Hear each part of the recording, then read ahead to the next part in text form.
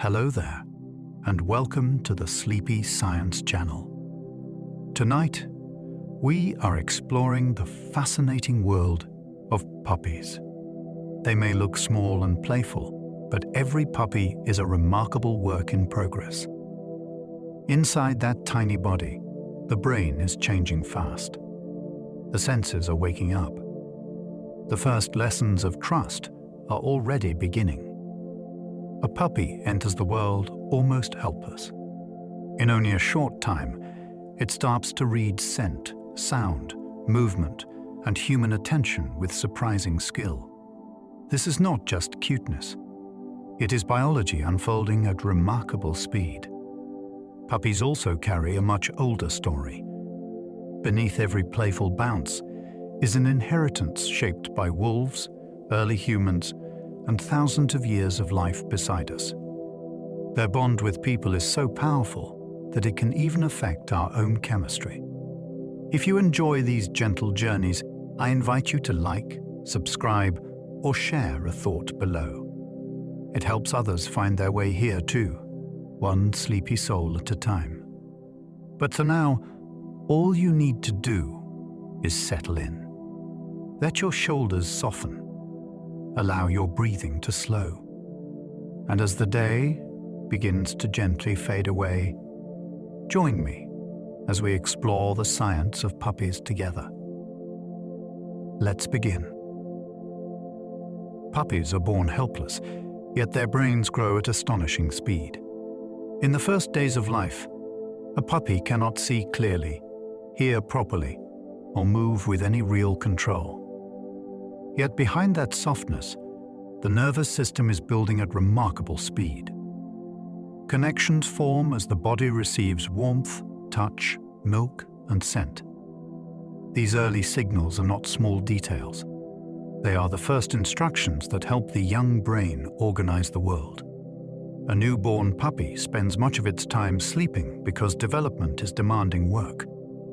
During rest, the brain processes the tiny experiences of waking life and prepares for the next stage. Each week brings new abilities that seem to arrive almost overnight. The head lifts. The legs strengthen. The senses begin to open. What first looks like helplessness is really a carefully timed biological beginning. The puppy is not simply waiting to become more complete. It is being assembled moment by moment, with every small sensation helping shape the animal it will become. A puppy's nose can read the world before its eyes can.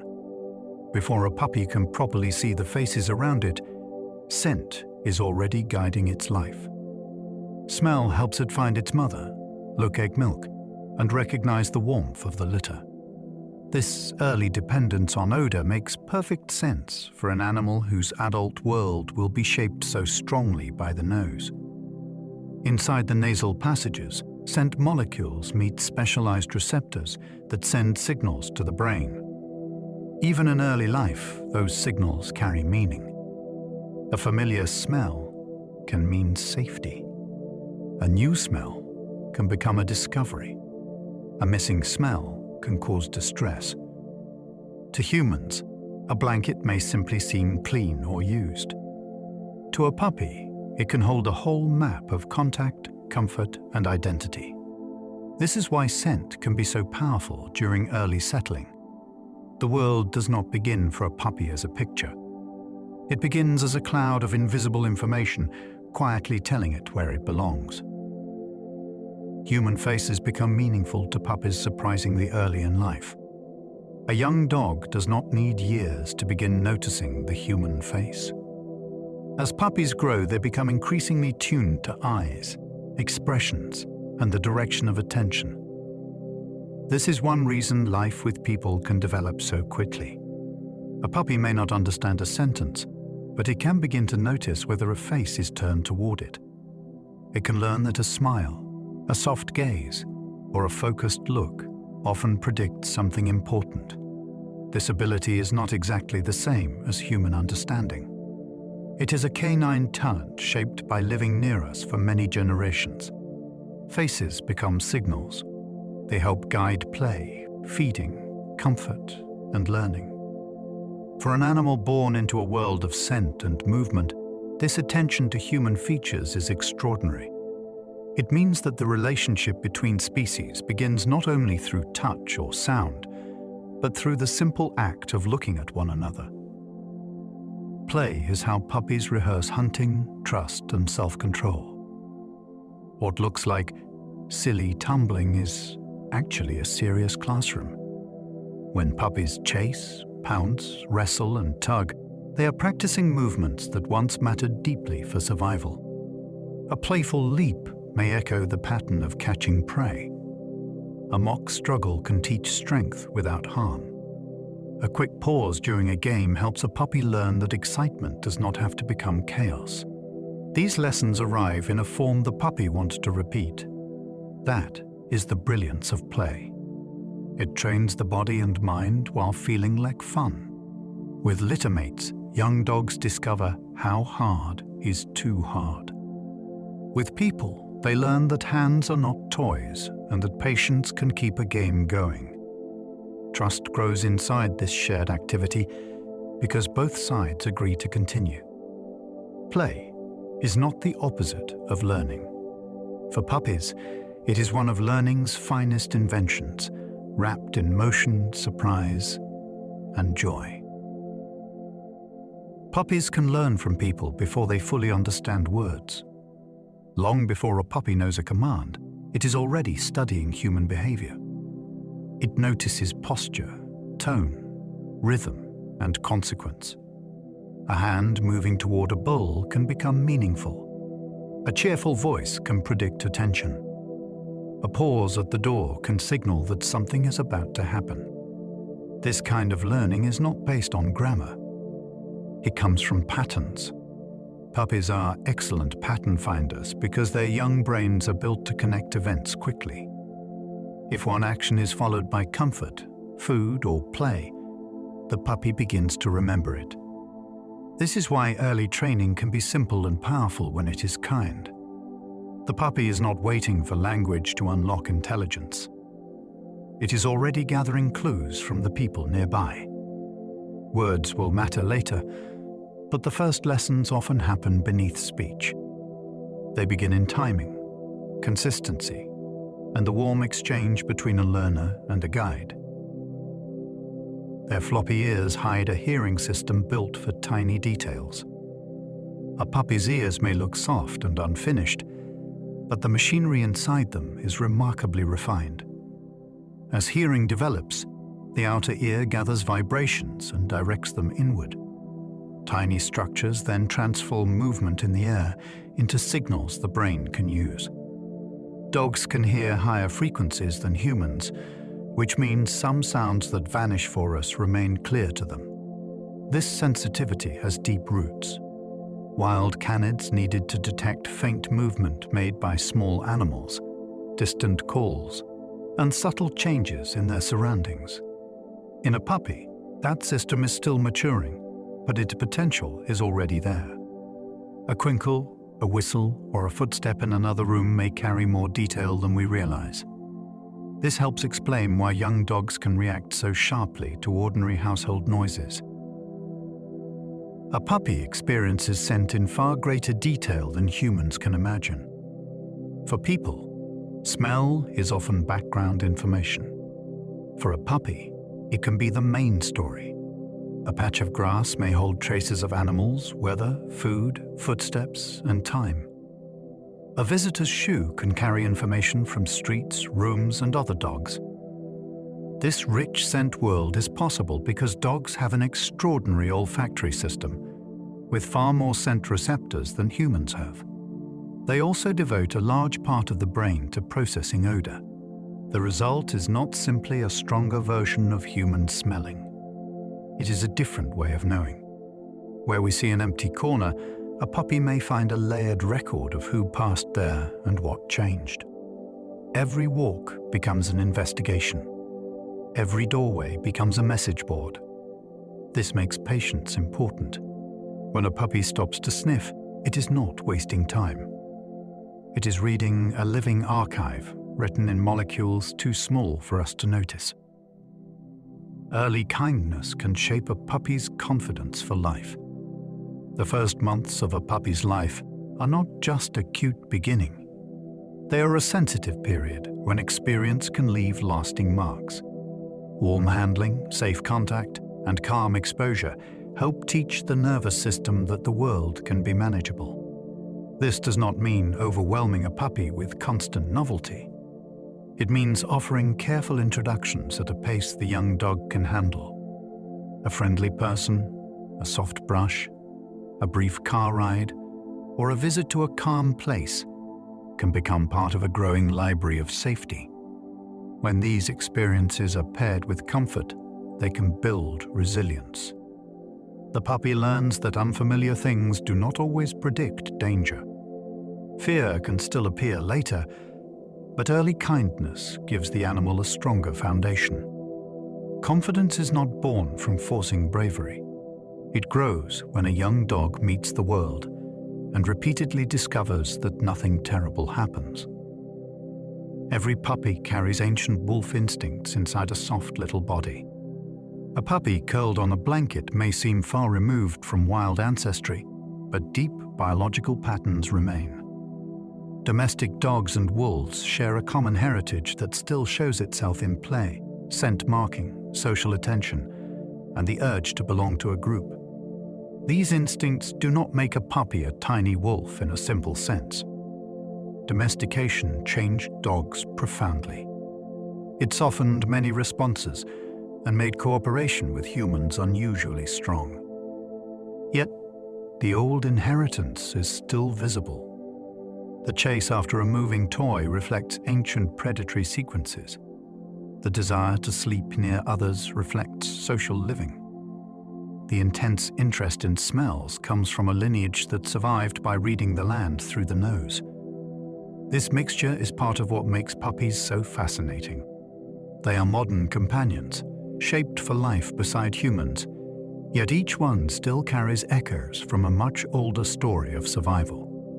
Puppies help humans release oxytocin, the same bonding hormone parents share. Something remarkable can happen when people and puppies look at one another with warmth. The human body can respond by releasing oxytocin, a hormone linked with social bonding. This chemical is also involved in the attachment between parents and infants, which makes the connection feel especially meaningful. The puppy is not casting a spell. It is triggering a real biological pathway through eye contact, touch, and affectionate attention. Studies of human and dog interactions suggest that this feedback can work in both directions. The person feels more connected, and the dog may become more engaged. This helps explain why caring for a puppy can feel emotionally powerful, even when it is also tiring.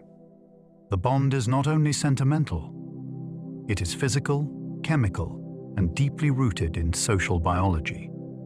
In that shared gaze, two very different species can enter a loop of trust that changes both nervous systems. Newborn puppies enter the world blind, deaf, and unable to walk. At birth, puppies are astonishingly dependent. Their eyes are sealed, their ear canals are closed, and their legs cannot support them. They move by crawling, guided mostly by touch, warmth, and scent. This fragile beginning is not a flaw. It reflects the way dogs reproduce and develop.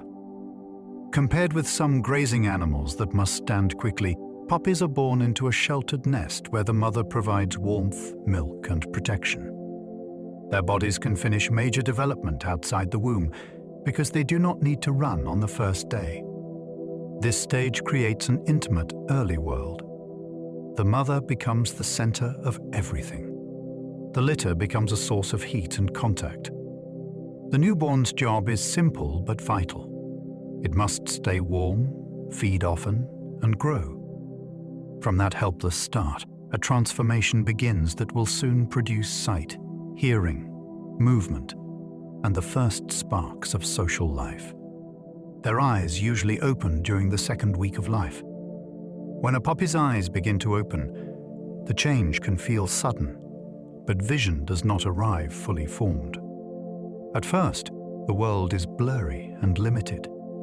Light, shadow, and movement may matter more than sharp detail. The eyes have been protected during the earliest days, while delicate structures continued to develop. Once the lids part, the brain must begin learning how to use visual information. This takes time. A puppy may blink, wobble, and seem uncertain because seeing is not only about the eyes. It is also about the nervous system learning what the images mean. Slowly, shapes become more useful. Movement becomes easier to track. The faces and bodies nearby become part of a growing map. This moment is one of life's small unveilings. A puppy that began in a world of warmth and scent starts to receive light, and with it, a wider sense of place. A puppy's first milk contains immune protection from its mother. The first milk a mother dog produces is called colostrum, and it is one of the newborn's most important early gifts. It is rich in antibodies that help defend the puppy while its own immune system is still immature. This transfer matters because very young puppies are vulnerable. Their bodies have not yet learned how to respond strongly to the many microbes in the world around them. Colostrum gives them a borrowed shield during a critical window. Timing is important. The puppy's gut is best able to absorb these protective antibodies shortly after birth. After that, the ability begins to decline. This makes early nursing especially valuable. The milk also provides energy, fluid, and signals that support development. What seems like a simple first meal is really a biological handover between generations. The mother is not only feeding her young, she is passing along a temporary defense system to help them survive the beginning. Puppies sleep most of the day because growth demands enormous energy. A puppy may seem to switch from wild activity to deep sleep in a moment. That pattern is part of healthy development. Growing bodies require huge amounts of energy, and rest allows that work to continue. During sleep, tissues repair, hormones support growth, and the brain processes recent experience. A young dog is learning almost constantly while awake. New surfaces, new sounds, new people, and new rules all place demands on the nervous system. Sleep helps sort that flood of information. This is why overtired puppies can become bitey, frantic, or difficult to guide. They may not need more stimulation. They may need rest. Long naps are not laziness. They are part of the hidden labor of becoming stronger. In a single day, a puppy may practice walking, exploring, eating, socializing, and problem-solving. Then sleep arrives like a reset, giving the body time to turn experience into growth. Their paws can seem oversized before the rest catches up. Many puppies go through a stage where their paws look too large for their bodies. This charming imbalance happens because growth is not perfectly even. Bones, muscles, joints, and connective tissues develop at different rates. The paws must eventually support the full weight of the adult dog, so they can appear ahead of schedule while the chest, legs, and coordination are still catching up. The effect is especially noticeable in large breeds, where young animals may look loose and awkward for months. Those big feet are not a reliable measuring tool on their own, but they can hint at the structure still to come. Watching a puppy stumble over its own paws is really watching a body under construction. The frame is lengthening. The balance system is adjusting. The muscles are learning their new proportions. What looks clumsy is a visible sign of growth happening faster than Grace can keep up.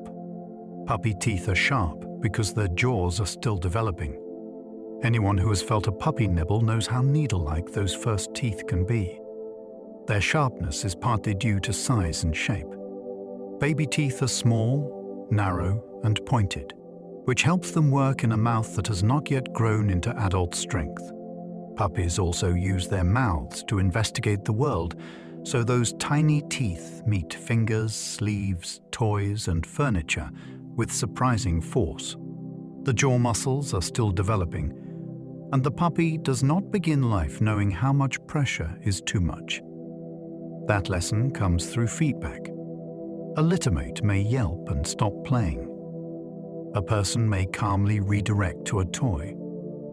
Over time, the young dog learns that teeth must be controlled. The sharpness serves a developmental purpose because it makes pressure easy to notice. In a strange way, those uncomfortable little bites help teach one of the most important social skills a dog will ever learn. Most puppies grow 28 baby teeth before adulthood. A puppy's first set of teeth is temporary, but it plays a major role. These baby teeth help the young dog begin eating more solid food and exploring objects with the mouth. There are usually 28 of them, arranged for small jaws and early chewing needs. They arrive in stages, often beginning around the time a puppy is becoming more mobile and curious. This timing matters because the world is expanding. The puppy is no longer only nursing and sleeping. It is tasting textures, testing toys, and practicing mouth movements that will later become more controlled. Baby teeth also prepare the jaw for the larger adult set that follows. They hold space, support chewing, and help the puppy transition away from complete dependence on milk. Though they are small and short-lived, they are part of a carefully staged system. The mouth is changing from a nursing tool into an instrument for life. Adult teeth begin replacing puppy teeth after only a few months. The shift from baby teeth to adult teeth begins surprisingly early. Beneath the gums, permanent teeth start developing before they are visible. As they move upward, the roots of the baby teeth are gradually resorbed. This allows the small teeth to loosen and fall out. Many owners never find them because puppies often swallow them without trouble. The process can make the mouth feel sore, which is one reason chewing becomes especially intense during this stage. The new adult teeth are larger and stronger, built for the dog's long-term needs. By the time the transition is complete, the mouth has changed dramatically. What began as a tiny set of sharp needles becomes a more powerful arrangement for gripping, tearing, and chewing. This replacement is not just a dental milestone. It is part of the puppy's movement from early dependence into a more capable young life. Chewing helps puppies explore objects and soothe tender gums. For a puppy, chewing is information gathering. The mouth reveals texture, resistance, temperature, and shape in a way the paws cannot. A wooden chair leg, a rubber toy, and a soft blanket all feel different when tested by teeth and tongue. During teething, chewing also provides pressure that may ease discomfort as adult teeth push through the gums. This is why the behavior can become intense at certain ages. The puppy is not trying to ruin a home. It is following a biological need. The human task is to guide that need towards safe objects. Good chew toys can protect furniture while satisfying curiosity and relieving tenderness. The best approach is not anger, but preparation. A puppy with appropriate things to chew learns what belongs in its mouth. Each bite becomes part of a lesson. Through chewing, the young dog studies the physical world and manages the strange sensation of a changing mouth. Littermates teach bite control before humans ever begin training. Some of a puppy's earliest lessons come from brothers and sisters. During play, one puppy bites too hard and the other reacts. The game may stop. A yelp may happen. The lesson is immediate and clear. Too much pressure makes fun disappear. This feedback teaches bite control in a way that lectures never could. It is fast, social, and tied to something the puppy cares about. The mother can also help set limits through calm correction when play becomes too rough. These early interactions create the foundation for safer behavior later with people. A puppy that learns to soften its mouth has a better chance of navigating human skin, clothing, and play without causing harm. This is one reason early social experience with the litter matters so much. Before formal training begins, puppies are already attending a living school of boundaries, where every game contains a lesson in restraint. Puppies learn social rules through tiny corrections from their mother. A mother dog does far more than feed her young. As the puppies become stronger, she begins to guide their behavior through small, meaningful signals. She may shift her body away when a puppy is too demanding. She may give a low sound when play becomes too rough. She may stand up and leave when the litter needs to learn that attention is not always available. These moments can look ordinary, but they are part of a puppy's first education in boundaries. The lesson is not harshness. It is timing, patience, and consequence. In the mother's care, puppies discover that other beings have limits. They learn that excitement must sometimes soften. They begin to understand that social life is not only about wanting, it is also about noticing. This early learning matters because dogs are deeply social animals. Long before a puppy understands human rules, it is already learning the first grammar of living with others. Tail wagging begins before puppies understand every social signal. A tiny wag can appear before a puppy fully knows what it is saying. At first, the movement may be clumsy and mixed with whole body wiggles. As the young dog matures, the tail becomes part of a growing language. Speed, height, stiffness, and direction can all change the message. A loose wag during greeting is different from a tense wag during uncertainty. This is why tail movement should never be read alone. The ears, posture, eyes, mouth, and distance all matter too. In puppyhood, these signals are still developing. A young dog may wag while unsure, simply because it is stirred by the moment. Humans often assume a wag always means happiness, but canine communication is more subtle than that. Watching a puppy learn to use its tail is like watching the first draft of the social language. The body speaks before the mind has mastered every word.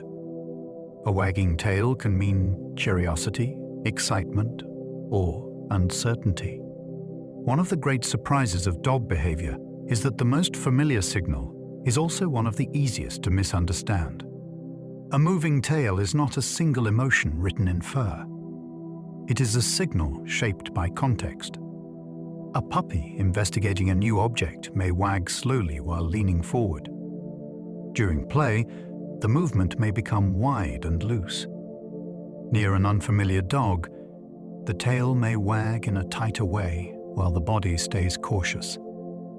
The same basic motion can belong to very different inner states. This matters because people often respond only to the tail and miss the rest of the body. A curious puppy may need time. An excited one may need guidance. An uncertain one may need space.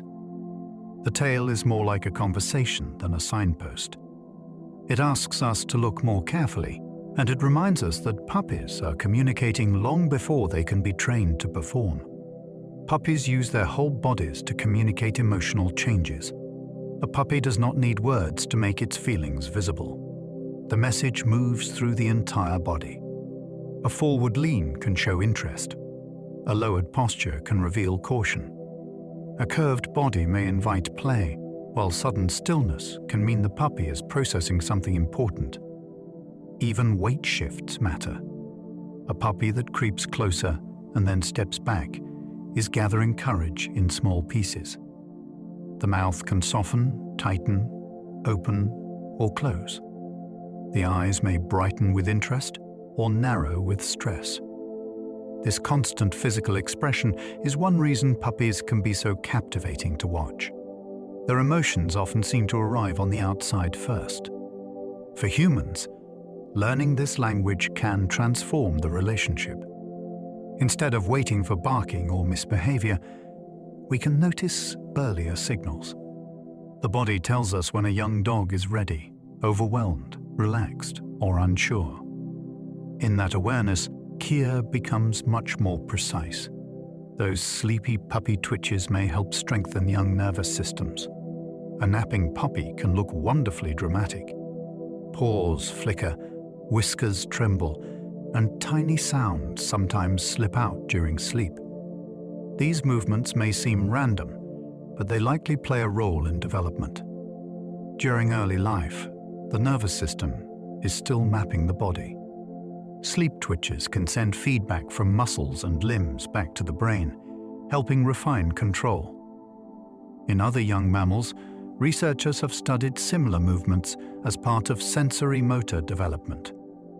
The body is practicing itself while the animal rests.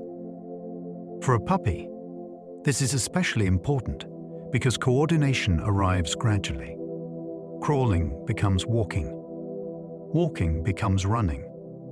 Running becomes leaping into games with astonishing confidence. The twitching puppy is not simply acting out a dream in a cute way. It may be helping the brain learn where the paws are, how muscles respond, and how movement will one day become graceful, quick, and beautifully controlled. Dreaming can begin when puppies are still very young. Even in early puppyhood, sleep is not empty. Young dogs spend a large amount of time in active sleep, the stage associated with dreaming in adult animals. Their brains are busy building patterns from sensations, movements, and early experiences. A puppy's dream life is impossible for us to enter, but the body gives hints that something is happening.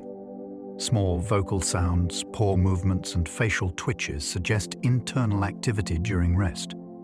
Because puppies are learning at such speed, sleep may help organize the flood of new information. The smell of the mother, the pressure of littermates, the effort of moving, and the first surprises of the wider world all become part of a growing mind. Dreaming in a puppy is not just a charming idea.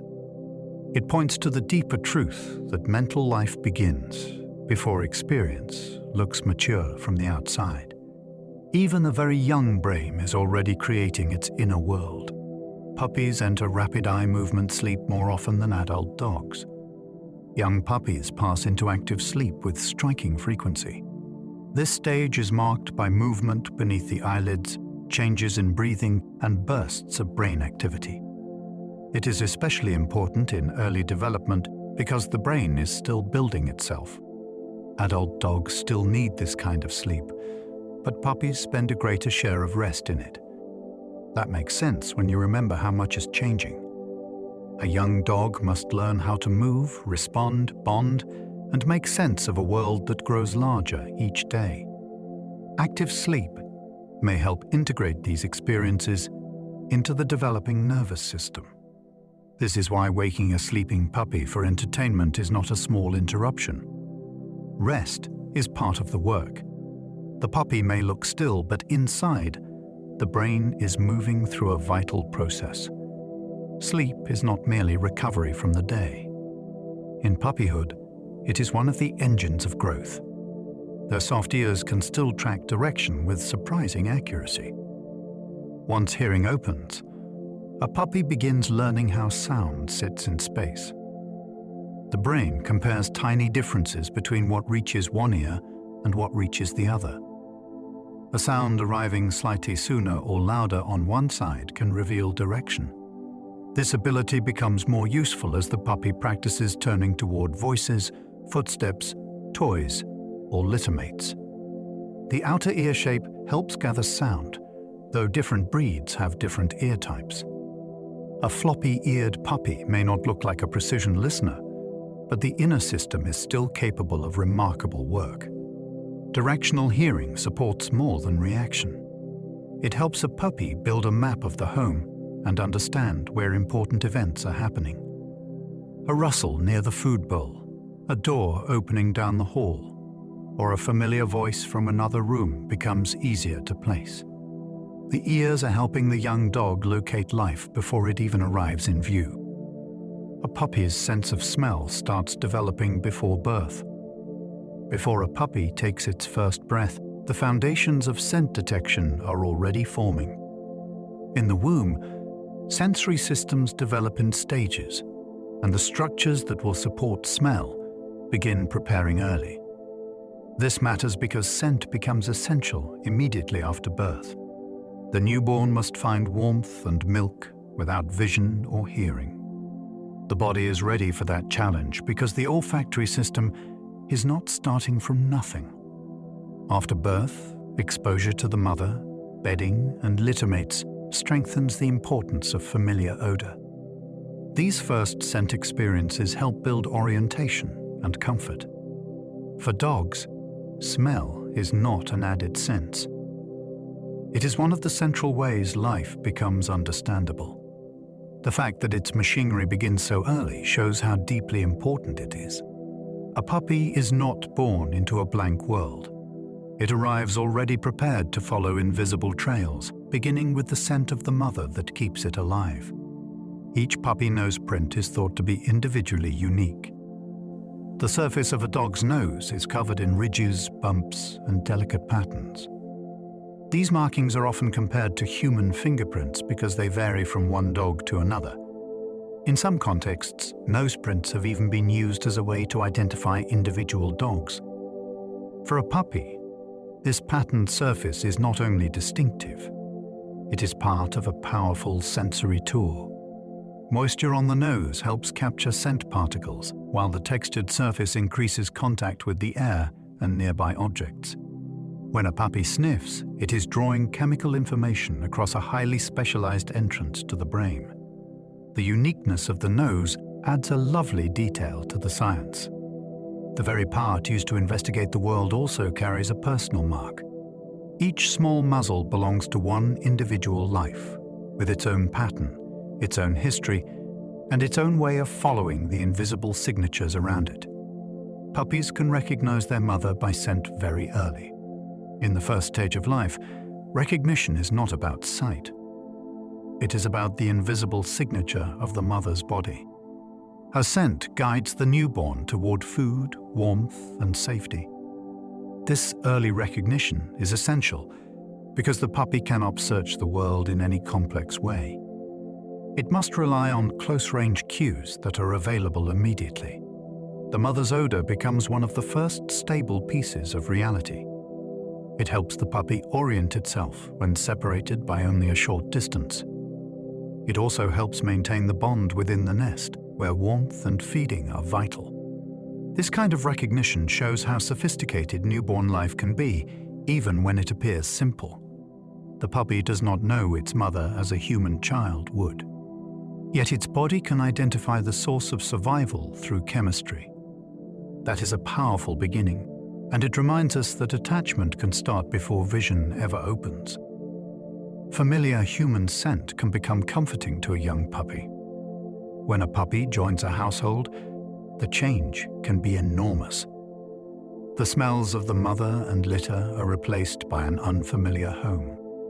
In that new environment, a person's scent can gradually become a sign of safety. This happens through repeated experience. The same hands bring food, comfort, warmth, and play. The same clothing carries a recognizable odor. Over time, the puppy begins to connect that human smell with good outcomes. This is one reason a worn shirt or blanket can sometimes help a young dog settle, as long as it is used safely. It carries the trace of someone trusted. The idea may sound sentimental, but it rests on a practical truth about canine perception. Smell is part of emotional memory. A familiar scent can make the world feel less strange. For a young puppy learning a new life, one recognizable human odor can become a small anchor in a large, unknown place. Puppy breath comes partly from milk, enzymes, and changing teeth. Many people know the oddly sweet smell of a young puppy's mouth. It does not last forever, and that is part of its charm. The scent comes from a mixture of factors connected to early development. Milk-based feeding influences the mouth's chemistry. Saliva contains enzymes that begin the process of breaking down food. The balance of bacteria in the mouth is still changing.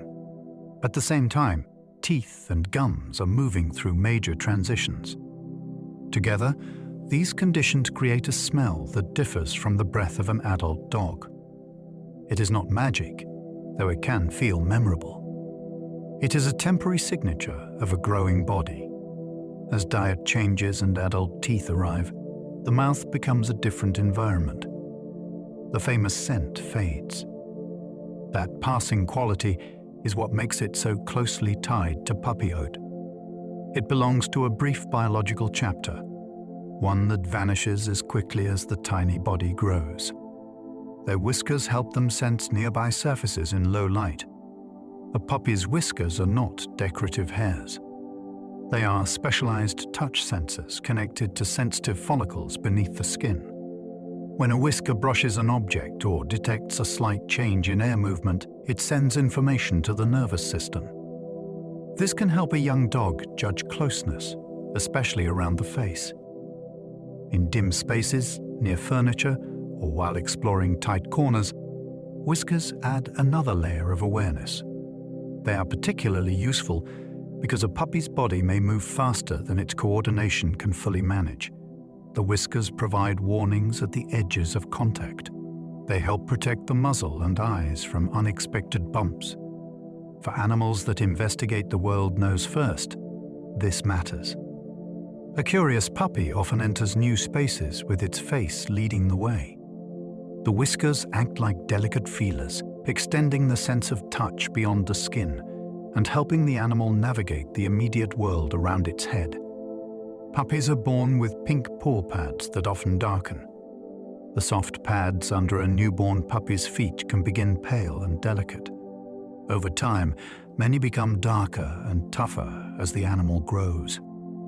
Pigment develops according to genetics, and contact with the ground gradually changes the texture. At first, the pads are suited to the sheltered environment of the nest. They do not need to handle long walks or rough surfaces. As the puppy begins to move more, the paws meet new pressures. The skin thickens. The surface becomes more durable. Color may deepen into black, brown, or mottled patterns. This transformation is small, but revealing. It shows the body preparing for life beyond the litter. The feet that once only pressed against bedding will later carry the dog across grass, floors, paths, and changing seasons. Paw pads are living equipment. They cushion impact, provide traction, and register contact with the world one step at a time. Some puppies change coat color dramatically as they grow older. A puppy's first coat is not always a promise of its adult appearance. In many breeds and mixes, color can shift as the hair changes, pigment develops, or genetics unfold over time. A dark puppy may lighten. A pale puppy may gain deeper markings. Shading can appear along the ears, back, face, or tail as adult hair replaces the softer puppy coat. This can surprise owners who think they know exactly what their dog will look like. Coat color is shaped by genes that control pigment type, placement, and intensity. Some of those effects become clearer only with age. The transformation is not merely cosmetic. It is a visible sign of development written through the skin and hair follicles. The puppy is changing from the outside as well as the inside. Month by month, the coat can reveal hidden instructions that were present from the beginning, waiting for growth to make them visible. Dalmatian puppies are born white before their spots appear. One of the most famous coat patterns in the dog world begins with a surprise. Dalmatian newborns usually arrive without the bold spots people expect. The markings emerge later as pigment appears in the growing coat. At first, the puppy may look mostly white, which makes the later transformation feel almost like a reveal. The spots typically begin to show within the first weeks and continue developing as the dog matures. This happens because the genetic pattern is present, but the visible pigment has not fully expressed itself at birth. Each Dalmatian spots are arranged in an individual way, creating a pattern as personal as a signature. The familiar look is therefore not immediate. It is a gradual arrival. This makes Dalmatian puppyhood especially fascinating. The breed's most recognizable feature is already encoded in the body, but it waits for time to bring it to the surface, dot by dot. Many poodle puppies lighten or deepen in color with age. Poodles can carry coat genetics that make puppy color a moving target. A young dog may start with one shade and slowly shift as the adult coat develops.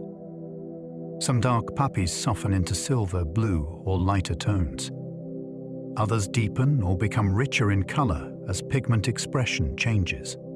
This process can take months or even years, which means the adult appearance may not be obvious in early puppy photos. The famous poodle coat adds another layer of interest because its curled texture changes the way color catches light. Grooming, hair length, and age can all affect how the shade appears. Beneath that stylish surface is a genetic story unfolding through follicles. The change is not random. It follows inherited patterns, though the exact result can still surprise even experienced breeders. A poodle puppy can therefore feel like a slow developing portrait, with the final image becoming clearer only as the young dog grows. Husky puppies may change eye color as their bodies mature. Many husky puppies are born with blue eyes, but the final color may not settle right away. As the iris develops, pigment can increase and change the appearance. Some eyes remain blue. Some shift toward brown or amber. Others become partly colored, or each eye may develop differently. This striking variation is part of what makes huskies so memorable. Eye color depends on pigment in the iris and the way light scatters through its tissues. Blue eyes do not contain blue pigment in the simple way paint does. They appear blue because of how light behaves in a lightly pigmented structure. As the puppy matures, changing pigment can alter the effect. The result can be dramatic. 1 month, a young husky may have the icy gaze people associate with the breed. Later, warmth or mixed tones may appear. The eyes become a living record of development, genetics, and light. Some puppies can have one blue eye and one brown eye. 2 different eye colors in the same dog can look almost unreal, but it has a biological explanation. The condition is called heterochromia, and it happens when pigment develops differently in each iris.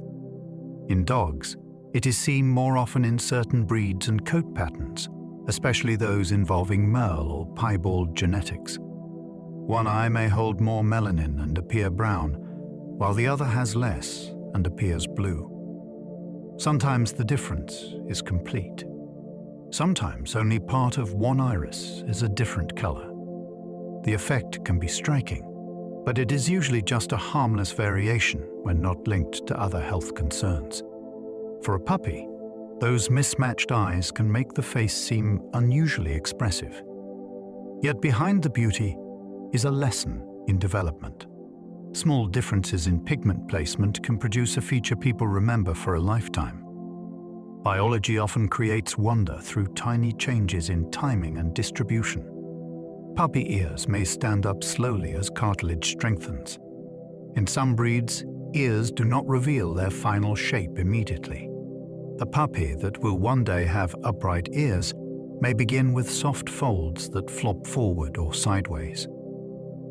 As the body grows, cartilage firms and muscles around the ear become stronger.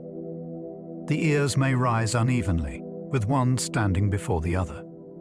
They may lift, fall, and lift again during teething and growth. This can create a comical stage where the puppy seems to wear a different expression each week. Ear shape is influenced by genetics, but development still takes time. The tissue must be strong enough to hold position against gravity and movement. For breeds known for alert, upright ears, this gradual change can be one of the clearest signs of maturation. The head begins to look more adult, and the puppy's expression shifts with it. What once looked soft and uncertain becomes sharp. attentive, and beautifully formed. Breed shape can influence how quickly a puppy matures. Not all puppies move through childhood at the same pace. Body size, skeletal structure, and breed background can affect the rhythm of development. A small companion breed may look adult while still very young, while a large working breed may remain physically unfinished for much longer. This difference reaches beyond appearance. Growth rate influences joints, muscle development, exercise needs, feeding plans, and training expectations. A puppy with a compact body and short growth timeline may reach coordination earlier. A puppy destined for a tall, heavy frame has more building to do and may pass through a longer, awkward stage. This is why comparing puppies can be misleading. Age alone does not tell the whole story.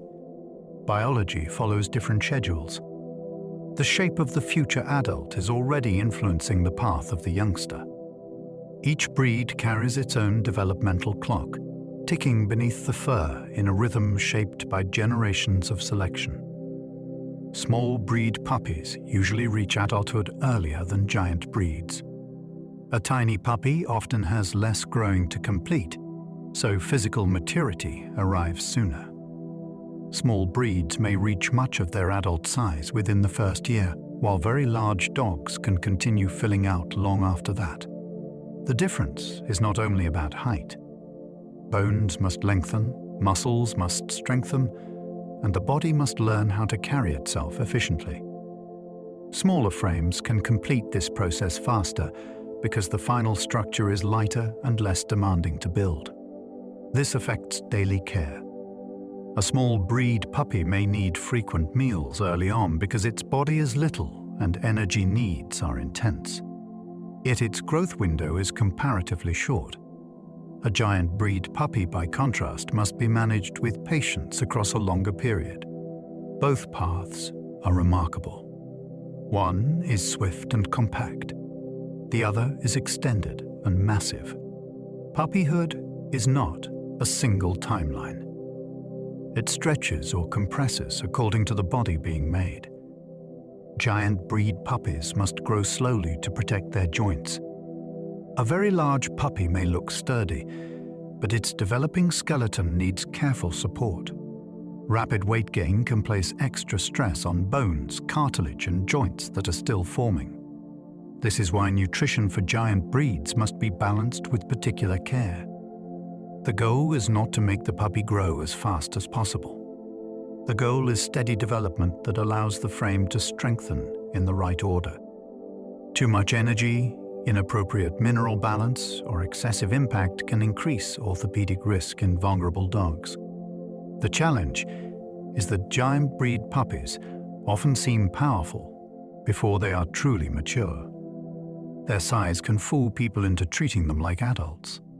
Yet inside, growth plates are still active, and the joints are still learning to bear a future body of extraordinary weight. Protecting them requires restraint. Slow growth is not holding them back.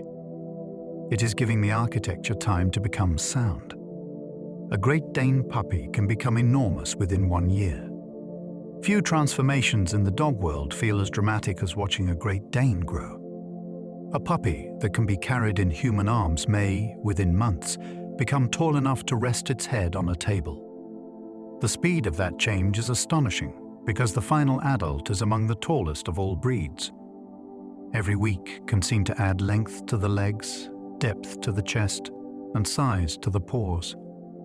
Yet this rapid visible growth does not mean the dog is fully mature.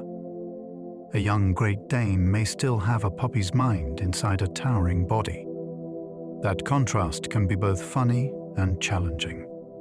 Careful feeding, controlled exercise, and patient training become especially important because the body gains power before judgment is complete.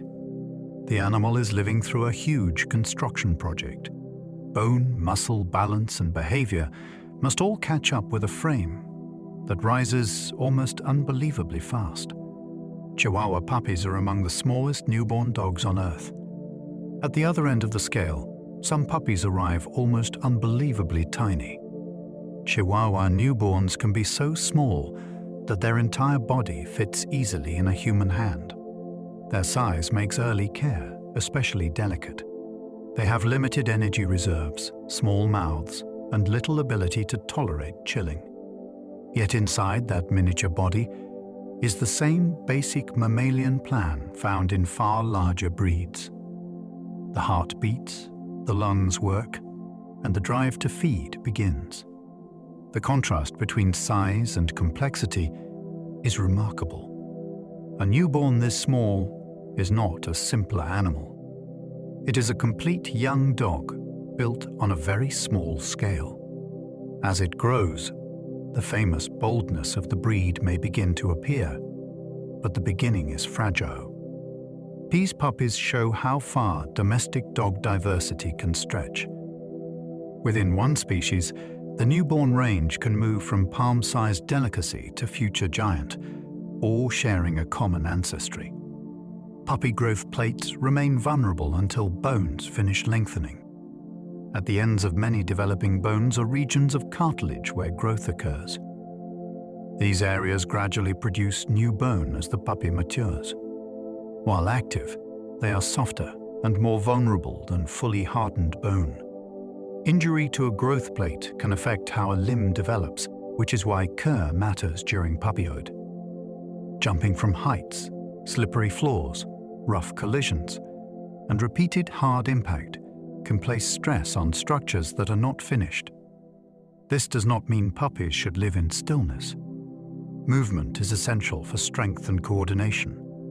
The key is matching activity to age, size, and development. A young dog's enthusiasm can exceed what its skeleton is ready to handle. Growth plates remind us that the puppy's body is not just a smaller adult body. It is a changing framework with active construction zones. Protecting those zones helps the adult dog stand, run, and move comfortably later in life. Too much forced exercise can strain a young puppy's skeleton. A puppy may seem tireless, but that does not mean structured exercise should be pushed too far. Long runs, repetitive jumping, or intense sessions on hard surfaces can overload developing bones and joints. The risk is especially important in breeds that grow large or mature slowly. Free play is different because puppies can often pause, change pace, or stop when tired. Forced exercise removes that choice. A young dog may keep going to stay near a person, even when its body needs rest. The safest approach respects growth as a process. Short outings, varied surfaces, and plenty of breaks help the puppy build fitness without excessive strain. This is not about preventing adventure. It is about understanding that the skeleton is still forming under the surface. The adult athlete, hiking companion, or playful family dog is being shaped now. Sensible limits in puppyhood can help protect the movement and comfort of years to come.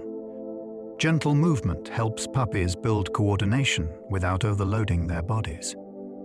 The right kind of activity teaches a puppy how to live inside its changing body. Walking over grass, stepping across safe textures, turning during play, and climbing low obstacles can all help develop balance.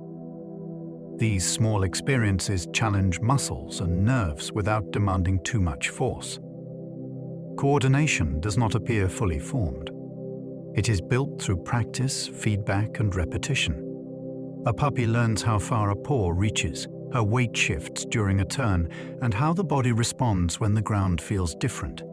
These lessons matter because growth constantly changes proportions. The puppy must keep recalibrating. Safe movement gives the nervous system useful information.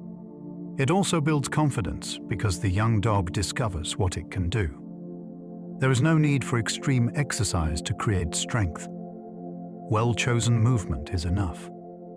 Each careful step helps link brain, limb, and ground, turning awkward effort into the beginnings of graceful control. Clumsy running reveals a nervous system still wiring itself. When a puppy charges across a room and nearly trips over its own feet, the moment is more than comedy. It reveals a body learning to coordinate speed, balance, vision, and muscle control all at once. The nervous system must send signals at the right time, then use feedback from the limbs to adjust the next movement. In a young puppy, that system is still being refined. The legs may grow faster than coordination. The body may lean too far into a turn. The brakes may arrive later than the intention to stop. Every stumble becomes information. With practice, the brain improves timing and prediction. The puppy learns how much force is needed, how quickly the floor changes, and how to recover from a mistake. This is development in motion. The wild little dash across the room is not just play. It is a living rehearsal for the capable adult body to come. Puppies learn stairs as a complicated lesson in balance. To an adult, a staircase looks ordinary. To a puppy, it is a strange puzzle of height, depth, timing, and courage. Each step requires the young dog to judge distance, lift the paws in the right order, shift weight forward, and keep the body from tipping. Going up is different from coming down, because descent demands more control and confidence. A puppy may pause at the top as if the floor has suddenly changed its rules. That hesitation is not stubbornness. It is the brain calculating a new kind of movement. The eyes must estimate the drop. The muscles must respond with care. The joints must absorb the landing. This is why patient guidance matters. A safe, slow introduction can turn fear into skill. In that small household challenge, a puppy learns something much larger than stairs. It learns how to trust its body when the world rises, falls, and asks for courage. Their first barks often sound different from adult vocal calls. A young puppy's bark can sound thin, squeaky, or almost surprising, as if the body is testing an instrument it has only just discovered. The voice changes because the throat, chest, and breathing muscles are still maturing. Early sounds may include little grunts, whines, chirps, and experimental bursts that do not yet have the force of an adult dog's bark. These noises are not random entertainment. They are practice in communication. A puppy begins learning which sounds bring attention, which ones end play, and which ones seem to change the behavior of others. Over time, the voice gains strength and purpose. The bark becomes lower, clearer, and more controlled. Even then, each dog keeps its own style. Some become sharp alarm callers. Some become deep announcers. Some stay surprisingly soft. The first little bark is the beginning of a lifelong voice, shaped by anatomy, experience, and the responses of everyone nearby. Whining is one of a puppy's earliest survival signals. Before a puppy can run toward help or bark with strength, it can make a small sound that matters enormously. Whining tells the mother that something needs attention. The puppy may be cold, hungry, separated, uncomfortable, or simply in need of contact. This sound is effective because it is difficult for caregivers to ignore. It draws the mother back toward the young, and in a human home, it often draws people too. The power of whining comes from its vulnerability. It carries urgency without aggression. As the puppy grows, the meaning can widen. A whine may ask for a door to open, express frustration, or signal uncertainty in a new situation. Careful listening helps people respond wisely. Not every whine needs the same answer. Some require comfort. Some need guidance. Some reveal a practical need. In its earliest form, though, this small sound is a lifeline, calling care across the short distance between danger and safety. Puppies can copy older dogs during simple learning tasks. A young dog does not learn only from people. It also watches other dogs with sharp interest.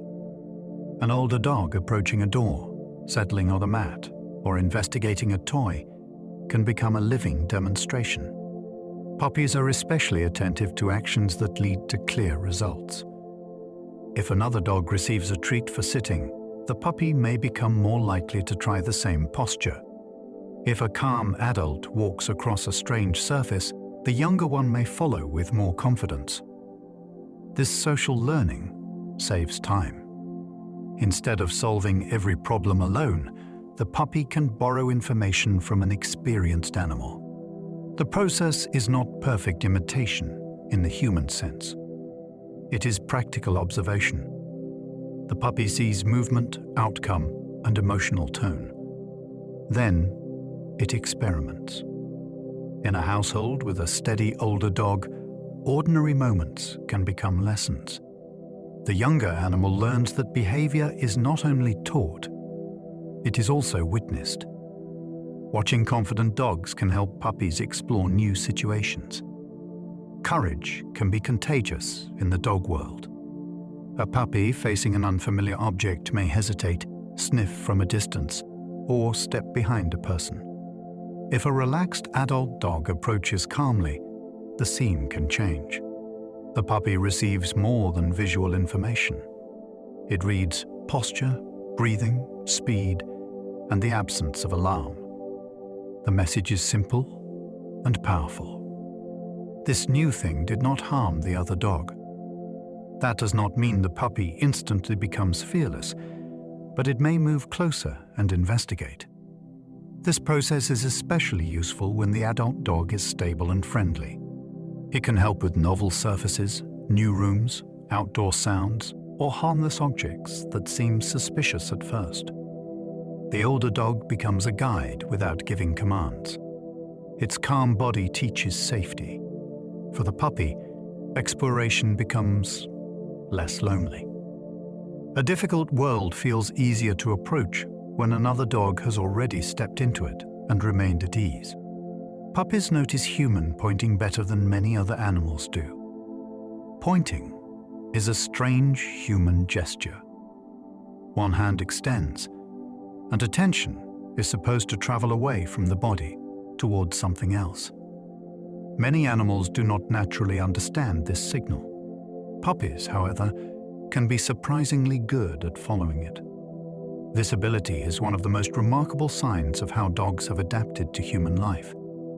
A young dog may look where a person points and discover a toy, a treat, or a doorway.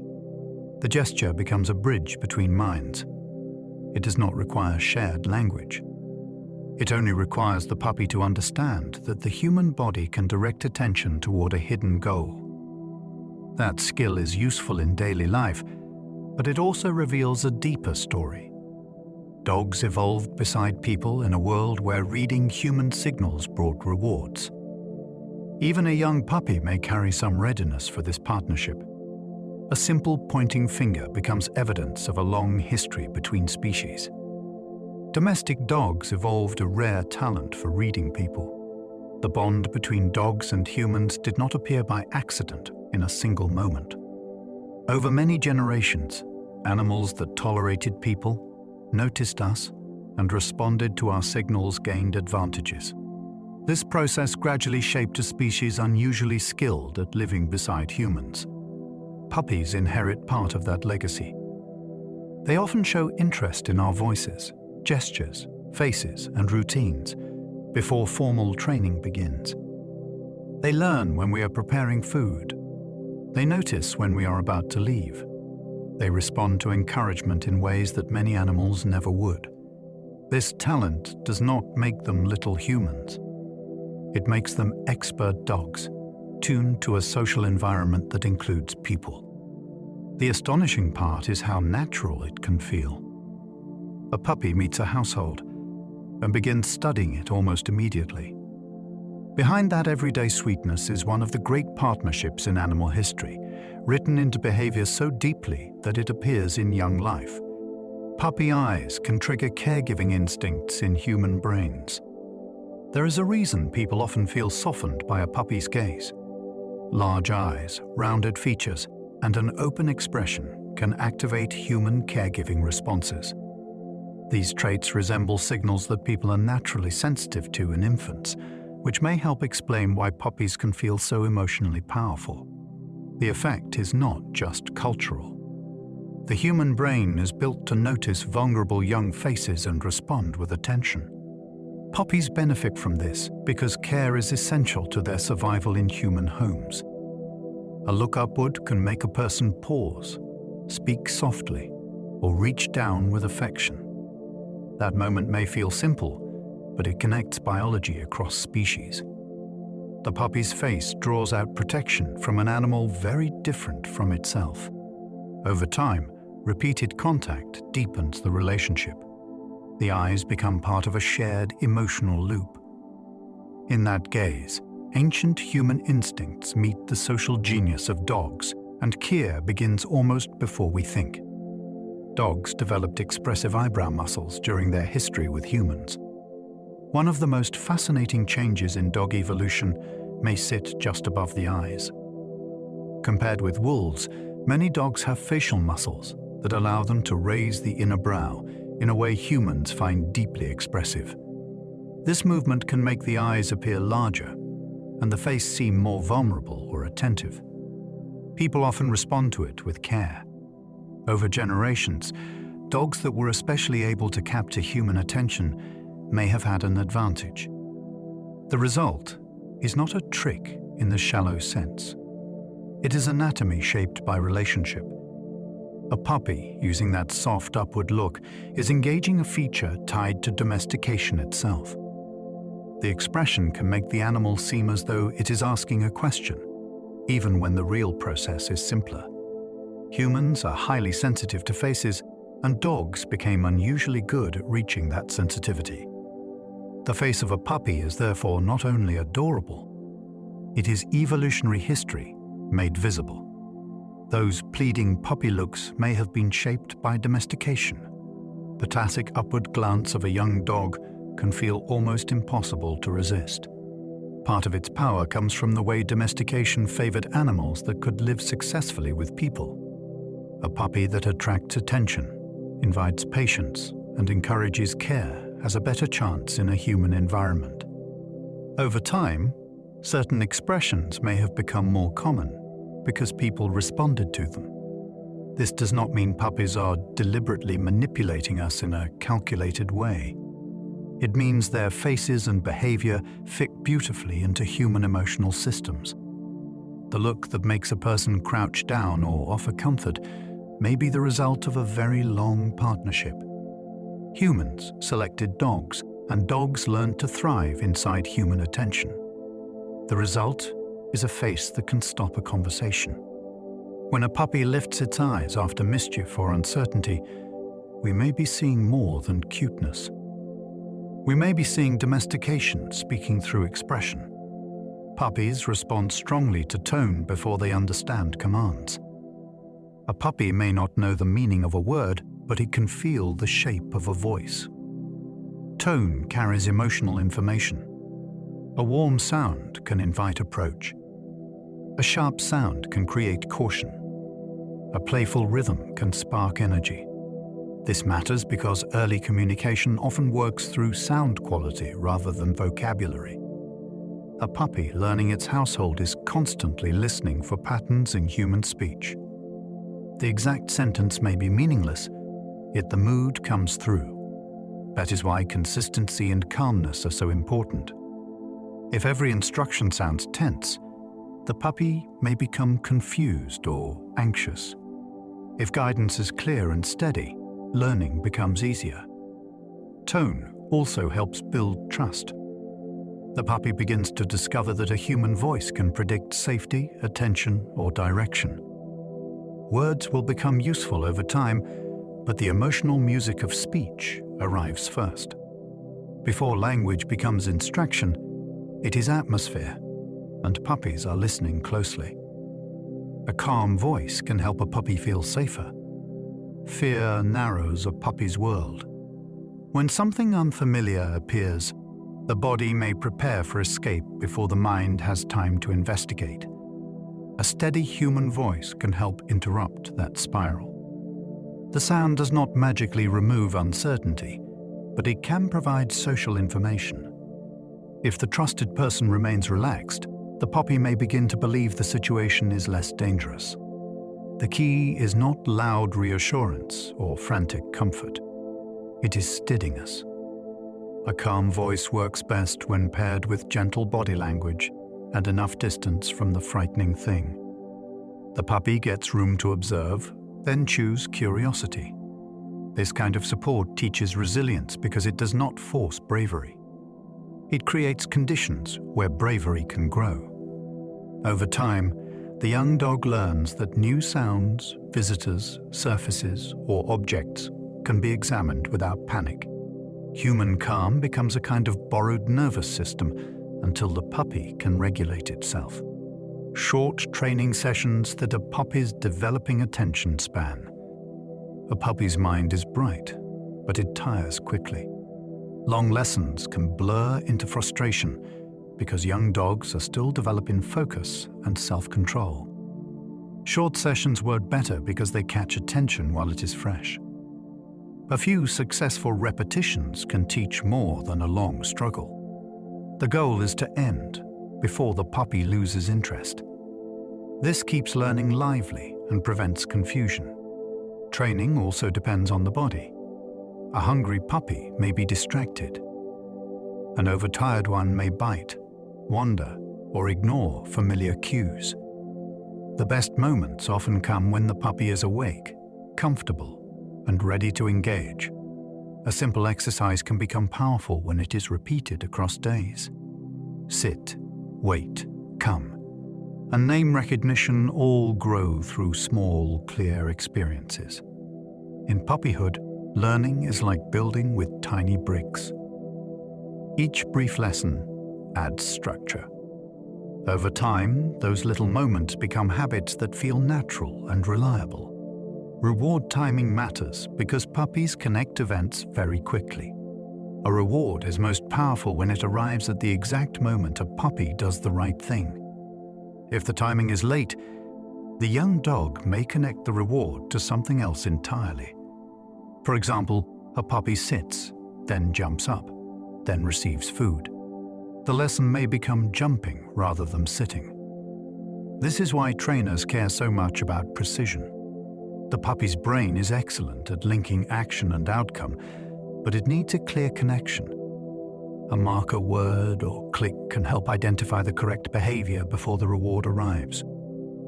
This turns learning into a clean signal. The puppy discovers which movement made the good thing happen. Clear timing also reduces frustration because the young dog does not have to guess blindly. It can experiment, notice the result, and adjust. In that tiny gap between action and reward, a whole education takes shape. Good timing makes communication feel almost magical. Puppies learn names through repeated sound linked with attention. A name begins as just a sound. It gains meaning because something important follows. The puppy hears it, then a person looks warmly, offers food, starts play, or invites connection. After enough repetitions, the sound becomes personally significant. The puppy learns that this particular pattern of noise is worth noticing. This is different from understanding identity in the human way. The young dog is learning a practical signal that predicts engagement. The best name teaching happens when the sound is kept positive. If a puppy hears its name mostly before scolding, the word can lose its inviting power. If it predicts attention and good outcomes, it becomes a bright cue in the environment.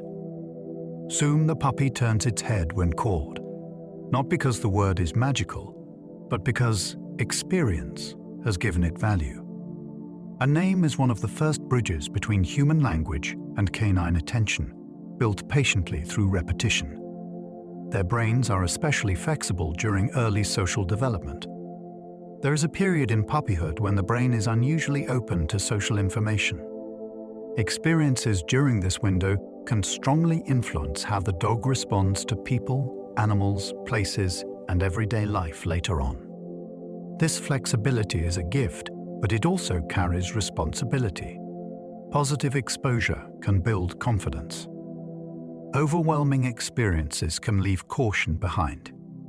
The young brain is asking a constant question. What kind of world is this? Each encounter helps answer it. A friendly visitor, a calm grooming session, a safe car ride, or a relaxed meeting with another dog can teach that ordinary life is manageable. The puppy does not need chaos or constant novelty. It needs thoughtful contact with the world in forms it can handle. This is one of the most important truths in dog raising. Personality is not carved entirely at birth. Early life offers a powerful chance to shape expectation, trust, and emotional balance. Meeting friendly strangers can shape a puppy's future confidence.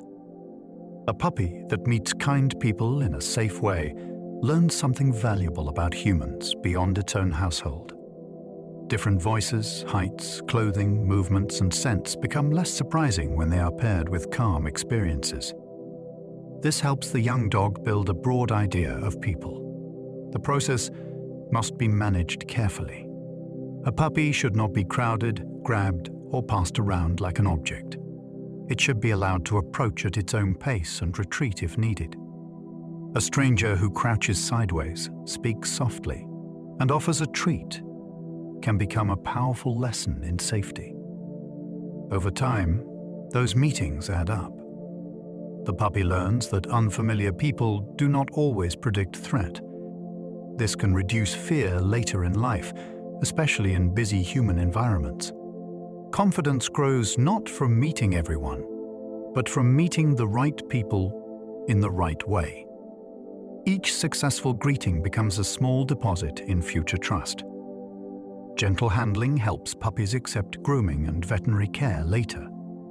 Many adult dog struggles begin with experiences that felt frightening when the animal was young. Touching paws, checking ears, opening the mouth, brushing the coat, or standing on a table can all seem strange to a puppy. When these sensations are introduced gradually and paired with rewards, the body learns not to panic.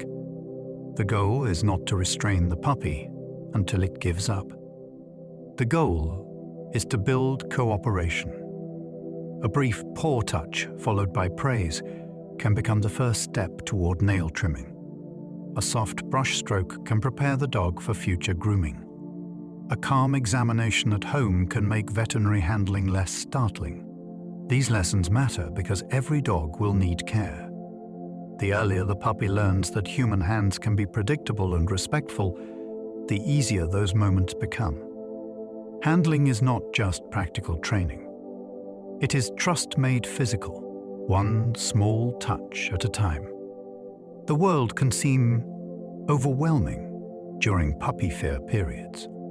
A puppy can be bold one week and suddenly cautious the next. This change may reflect a fear period, a developmental phase when the young dog becomes more sensitive to new or intense experiences. From an evolutionary point of view, this makes sense. As young animals become mobile, caution helps protect them from danger.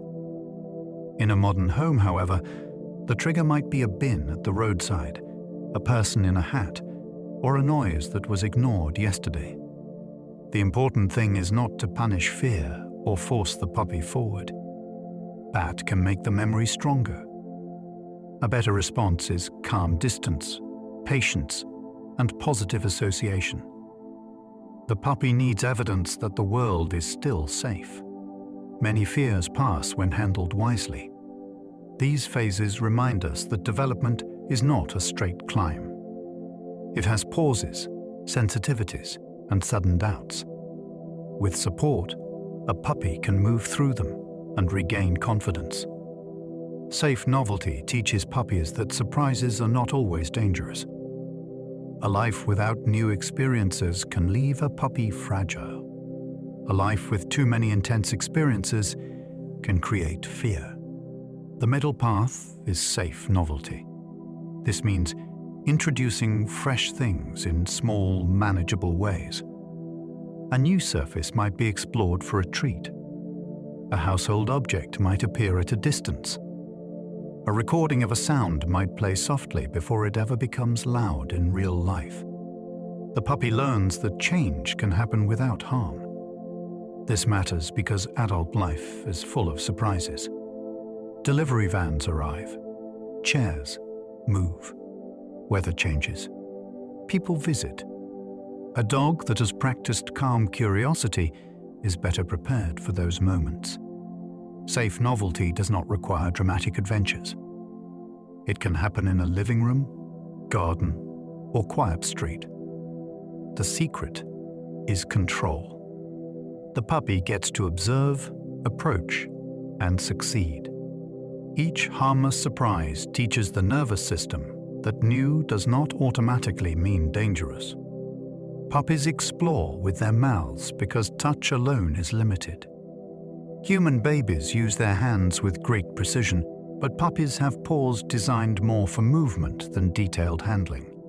The mouth becomes a major tool for investigation.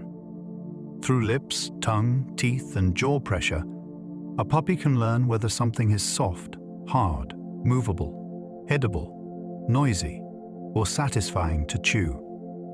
This behavior can be inconvenient for people, but it is deeply normal. A puppy does not automatically know the difference between a toy, a sock, and a table leg. It discovers categories through experience and guidance. The mouth also brings scent and taste into the investigation, giving the young dog more information than touch alone could provide.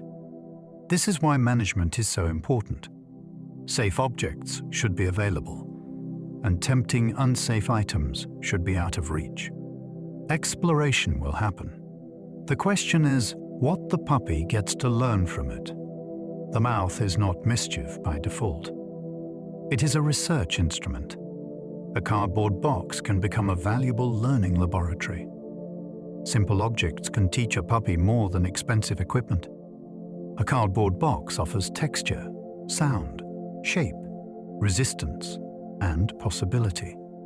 The puppy can sniff it, step into it, push it, paw it, chew the edge, or listen to the hollow rustle it makes.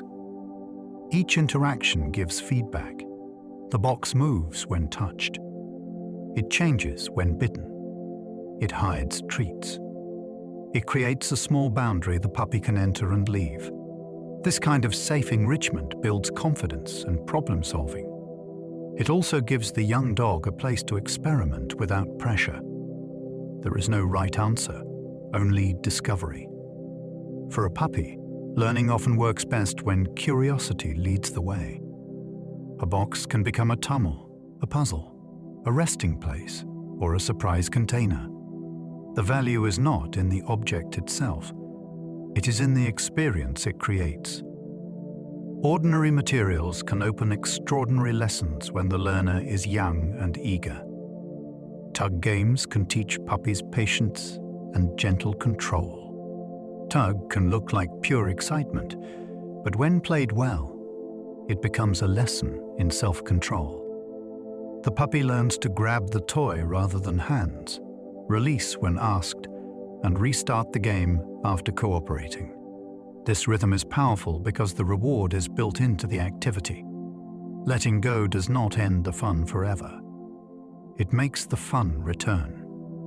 That teaches a young dog that control can be worthwhile. Tug also gives an outlet for natural pulling and gripping behavior in a safe form. The rules matter. The toy should be appropriate, the movement should suit the puppy's size, and the game should pause if teeth touch skin. Over time, the puppy begins to understand the boundaries. Excitement and manners can exist together. This is a wonderful lesson for later life. A dog that can play hard and still listen has learned something important. Tug is not wildness. It is cooperation with energy inside it. Fetch builds coordination before it becomes an impressive trick. Before fetch looks polished, it is a messy physical lesson. The puppy sees an object move, chases it, adjusts speed, grabs it, turns, and decides what to do next. Each stage requires coordination. The eyes track motion. The legs manage acceleration. The mouth learns how to pick up the object without stumbling. Returning it to a person is a separate skill that may take time. Many puppies chase naturally but prefer to keep the prize. That is not failure. It shows which part of the chain is already rewarding. Careful teaching can add the return by making the human part of the game valuable too. Short throws are best at first because the puppy's body is still developing. On soft ground with low pressure, fetch can help build timing and confidence. The impressive adult retrieve begins as a series of small discoveries. Movement, attention, grip, and trust slowly join into one graceful pattern. Puppies often prefer play that includes both movement and attention. A toy alone can be interesting, but a toy animated by a person can become irresistible. Puppies are social learners, and many games become exciting because someone is sharing the moment. A ball that rolls away, a rope that tugs back, or a toy that appears and disappears can hold attention far better than a still object on the floor. The puppy is not only chasing movement, it is engaging with a partner. This helps explain why play can deepen bonding so effectively. The person becomes associated with fun, responsiveness, and discovery. The best games include pauses, because pauses teach the puppy to reorient and check in. That small moment of eye contact or stillness can become the foundation of later training. Play is therefore not wasted time. It is relationship building in its most natural form. The puppy learns that people are not just providers. They are companions who make the world come alive. Licking can signal affection, curiosity, stress, or learned habit. A puppy's tongue can mean many things, and context decides the meaning. Licking a person's hand after greeting may be social and affectionate. Licking a new object may be investigation. Quick lip licking in a tense situation can signal unease. Repeated licking that always earns attention may become a habit because it works. This variety is why the behavior should not be reduced to one simple explanation. Dogs use their mouths and tongues as part of communication, exploration, and self-soothing. Puppies are still learning which actions change the world around them. If licking brings laughter, touch, or a person bending closer, the puppy may repeat it. If it appears during stress, the better response may be to reduce pressure. Careful observation turns a familiar behavior into useful information. The tongue is not only a sign of love, although it can be that. It is also a small messenger from the puppy's internal state. Rolling over may show trust rather than simple obedience. When a puppy turns onto its back, people often see a request for belly rubs. Sometimes that is true. Yet the posture can carry different meanings. It may show comfort with a familiar person. It may invite play. It may also appear when the puppy feels unsure and wants to reduce tension. The body position exposes vulnerable areas, so it should be read carefully. A relaxed puppy may have loose muscles, a soft face, and a wiggly body. An anxious one may freeze, tuck the tail, or avoid eye contact. The same shape can tell different stories. This is why respectful handling matters. Not every rolled puppy wants touch. Some want space. Some want reassurance. Some are simply being playful. Understanding the difference helps humans respond with kindness and accuracy. The behavior reminds us that canine signals are layered. A puppy's body is speaking, but we must listen to the whole sentence. A puppy's belly is vulnerable, so exposure can mean confidence. The underside of the body protects vital organs less than the back does. When a relaxed puppy sprawls belly up, It is often showing that the surrounding environment feels safe enough for openness. That confidence can be especially touching because young animals are naturally careful about vulnerability. A puppy that naps on its back, stretches with paws in the air, or invites a trusted person close is revealing comfort in that moment. Still, confidence should not be mistaken for permission without question. Touch should be guided by the puppy's response. If the body stays loose and the puppy leans into contact, the interaction is welcome. If the puppy stiffens or turns away, respect matters. This kind of sensitivity strengthens trust. Vulnerability is never something to take for granted. In a small, exposed belly, we can see a powerful measure of safety. The puppy is saying, through posture, that the world feels kind enough to relax in. Sleeping near others helps young puppies feel secure. For a young puppy, sleep is safest when it happens close to warm bodies and familiar breathing. In the litter, resting together helps conserve heat and provides contact that signals safety.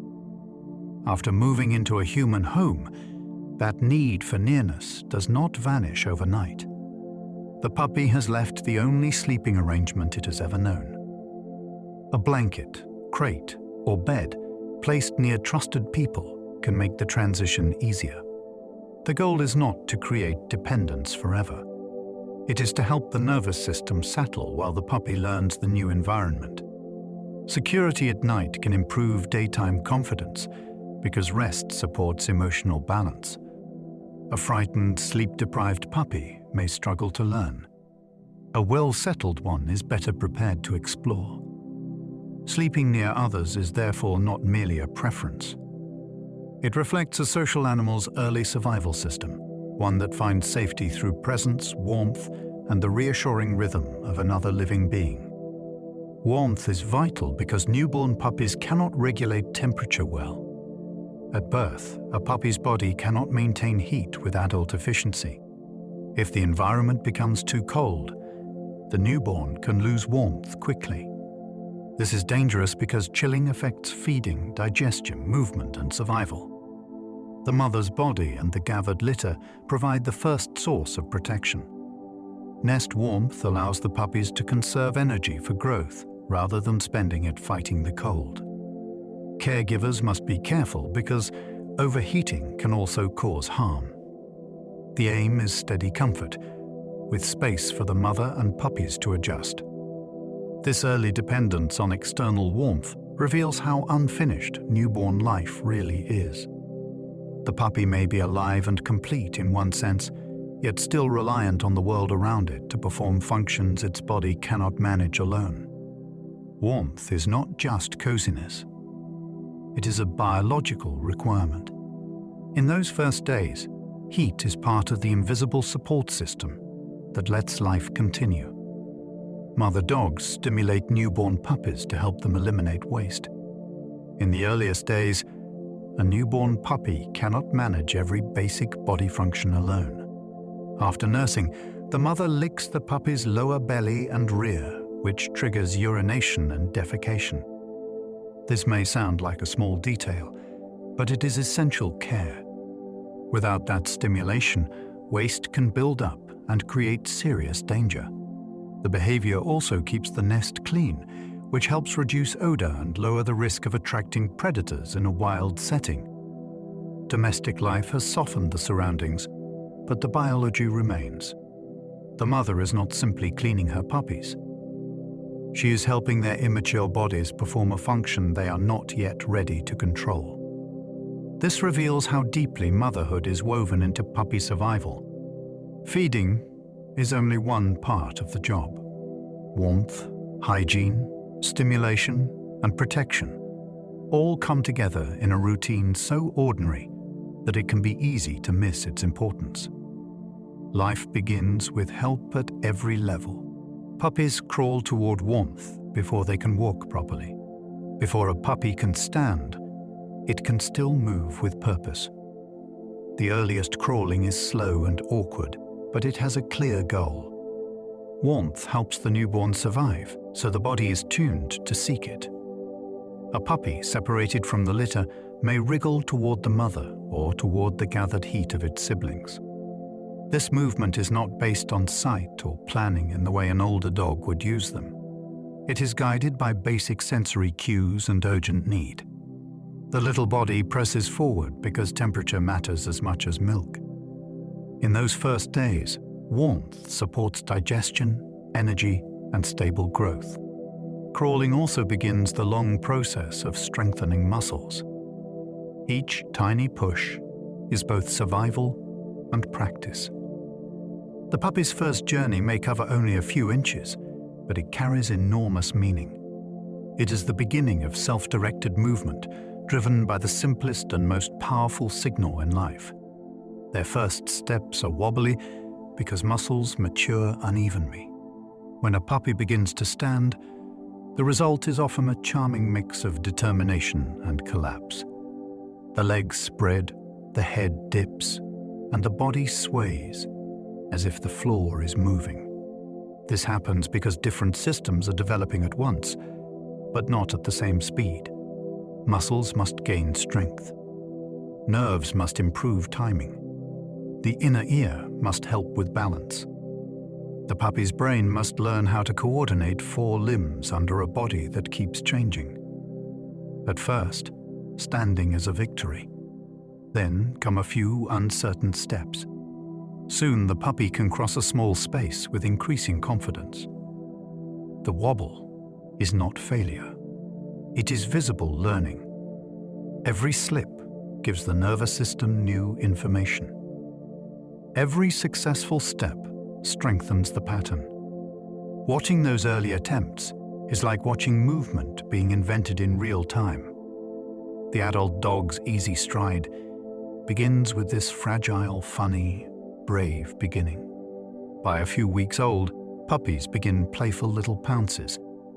There is a moment when a puppy stops only crawling through life and begins to spring toward it. The first pounces are often inaccurate. The target may be a sibling, a toy, a fold in a blanket, or nothing in particular. Yet the movement is important because it combines balance, timing, vision, and excitement. A pounce asks the puppy to gather itself, lift the front of the body, launch, and land. That is a surprisingly complex sequence for a young animal. It also hints at older canine behavior. Pouncing is useful in play, but it also resembles movements used by wild relatives when catching small prey. In puppyhood, the action is harmless practice. It teaches distance, body control, and social response. If the other puppy reacts, the game continues. If the landing goes wrong, the lesson changes.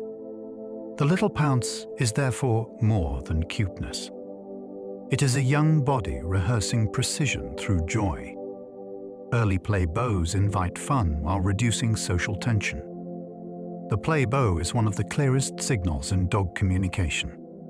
The front legs lower, the rear stays high, and the body seems to say that what follows is only a game. This matters because puppy play can include chasing, biting, growling, and wrestling. Without a signal, those actions could be misunderstood. The bow frames the moment. It tells the other dog that the roughness is friendly. In young puppies, the gesture may be clumsy at first, but it quickly becomes useful. It can start a game, restart one after a pause, or soften a moment that became too intense. The signal also teaches puppies that communication can prevent conflict. A body posture changes how another animal interprets the same movement. That is a remarkable social lesson. The play bow turns energy into agreement. It creates a safe space where puppies can test strength, speed, and confidence without turning practice into a fight. Puppies practice adult behaviors long before they need them. A young puppy may shake a toy, stalk a sibling, guard a chew, or dig at a blanket without any serious purpose. These actions can look random, but many are early versions of behaviors that once helped adult dogs and their ancestors survive. Play gives the puppy a low-risk way to test them. A toy becomes a pretend object to capture. A blanket becomes pretend ground to rearrange. A sibling becomes a partner in mock pursuit. None of this means the puppy is aggressive or difficult. It means the brain is exploring inherited patterns. Young animals often rehearse skills before they are necessary. The same principle appears across nature, from kittens pouncing to young foxes wrestling near the den. In puppies, these rehearsals are softened by domestication and shaped by human homes.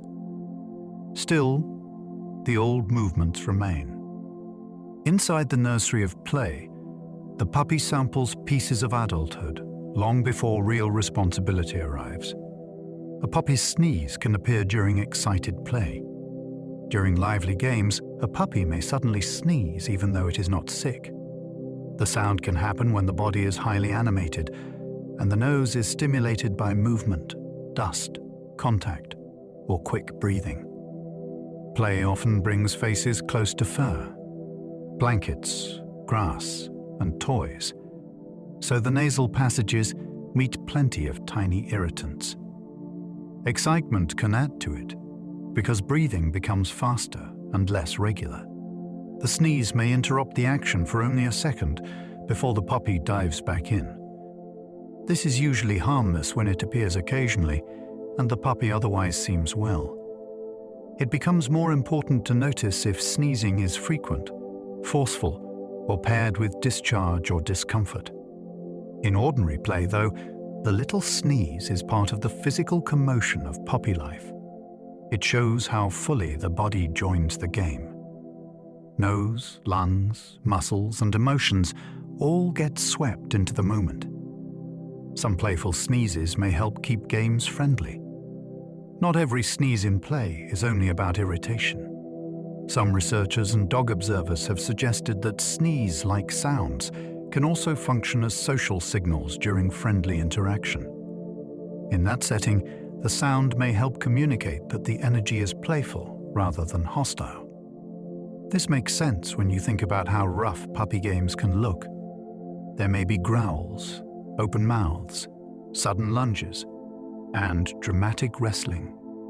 A small sneeze or snort can break the intensity and help reset the mood. It may be part of the many signals dogs use to keep play from tipping into conflict.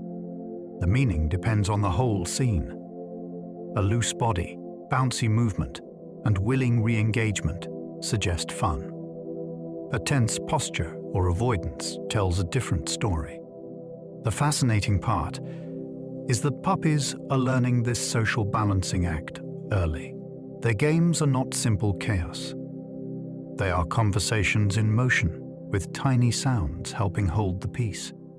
Litter size varies widely between breeds and individual mothers. Puppy litters can be surprisingly different in size. A small breed mother may have only 1 or 2 puppies, while a larger breed can sometimes have many more.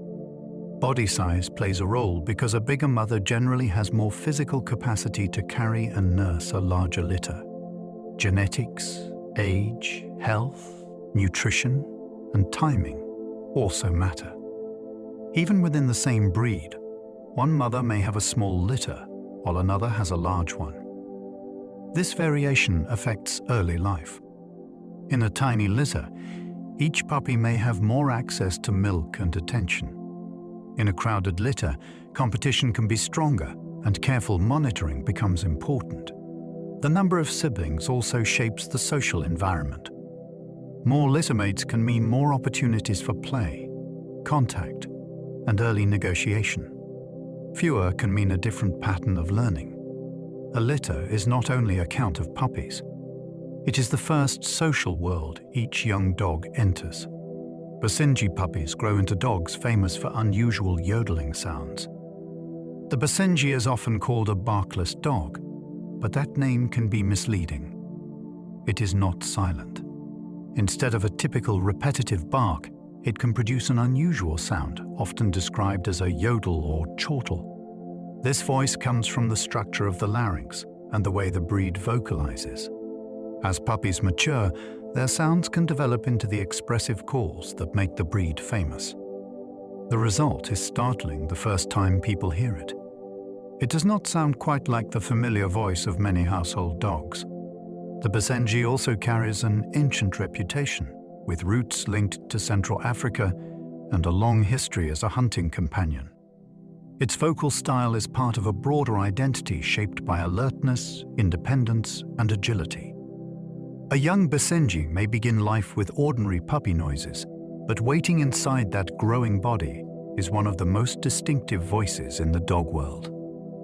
Border Collie puppies may show intense focus unusually early. Some Border Collie puppies seem to notice motion with almost electric concentration. A moving ball, a running child, or another animal crossing the yard can draw their attention in a way that feels far beyond ordinary curiosity. This reflects a breed history shaped by herding work. Generations of selection favored dogs that could watch livestock, respond to subtle cues, and control movement without rushing blindly. In puppies, the full skill is not yet developed, but hints can appear early. The stare, the crouch, the sudden stillness, and the quick response to motion may all show the beginnings of that working mind. This intensity can be impressive, but it needs thoughtful guidance. A clever puppy with strong focus still needs rest, patience, and age-appropriate outlets. Without direction, the same sensitivity can turn toward unsuitable targets. With care, it becomes extraordinary partnership. The young mind is not merely energetic. It is built to notice patterns and act on them. Retriever puppies often carry objects because selection favored soft mouths. A retriever puppy may pick up socks, toys, leaves, or almost anything it can manage, then parade around as if it has found treasure. This habit connects to the work these breeds were shaped to do. Retrievers helped hunters by bringing back game without crushing it. That required interest in carrying, and a mouth gentle enough to hold rather than destroy. In puppies, this heritage can appear as a strong attraction to objects. The young dog may not understand retrieving as a task, but the urge to hold and transport things is already present. This can be charming, and it can also become training gold. A puppy that loves carrying can learn to exchange objects, bring toys, and use its mouth in controlled ways. The key is to reward cooperation rather than chase the puppy in panic. What looks like mischief may be a working instinct seeking a job, softened into play by domestic life. Terrier puppies may dig because their ancestry rewarded persistence underground. A terrier puppy attacking a flower bed is not always being naughty in the simple sense. Many terrier breeds were developed to pursue small animals in burrows or rough ground. That work favored determination, quick reactions, courage, and a willingness to dig or push into tight spaces. In a modern garden, those old traits can reappear in miniature. The puppy finds loose soil, smells something interesting, and begins to excavate with startling commitment. The behavior is self-rewarding because every scrape changes the world. Dirt moves, smells rise, and the puppy feels progress. Stopping it through scolding alone rarely teaches much. A better path is management and an approved digging place, such as a sand pit with hidden toys. This respects the instinct while protecting the home. Terrier digging is a reminder that breeds carry histories in their bodies. A small, muddy puppy may be reenacting generations of underground work with complete seriousness. Herding breed puppies can show stalking movements during innocent play. Some puppies flatten their bodies, lower their heads, and move with slow concentration before suddenly darting forward. In herding breeds, this behavior can echo the controlled stalking used to influence livestock. The movement is not the same as predation in its full form. Herd-in work reshaped parts of the predatory sequence so dogs could gather and guide animals without completing the chase in a harmful way. In puppy play, those pieces may appear as crouching, eye contact, circling, and sudden stops.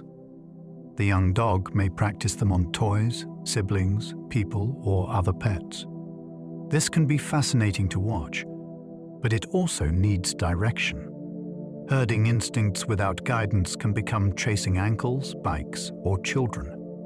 With thoughtful outlets, the puppy's natural style can become useful and beautiful. The early stalking movement is a glimpse of specialized behavior before training has polished it.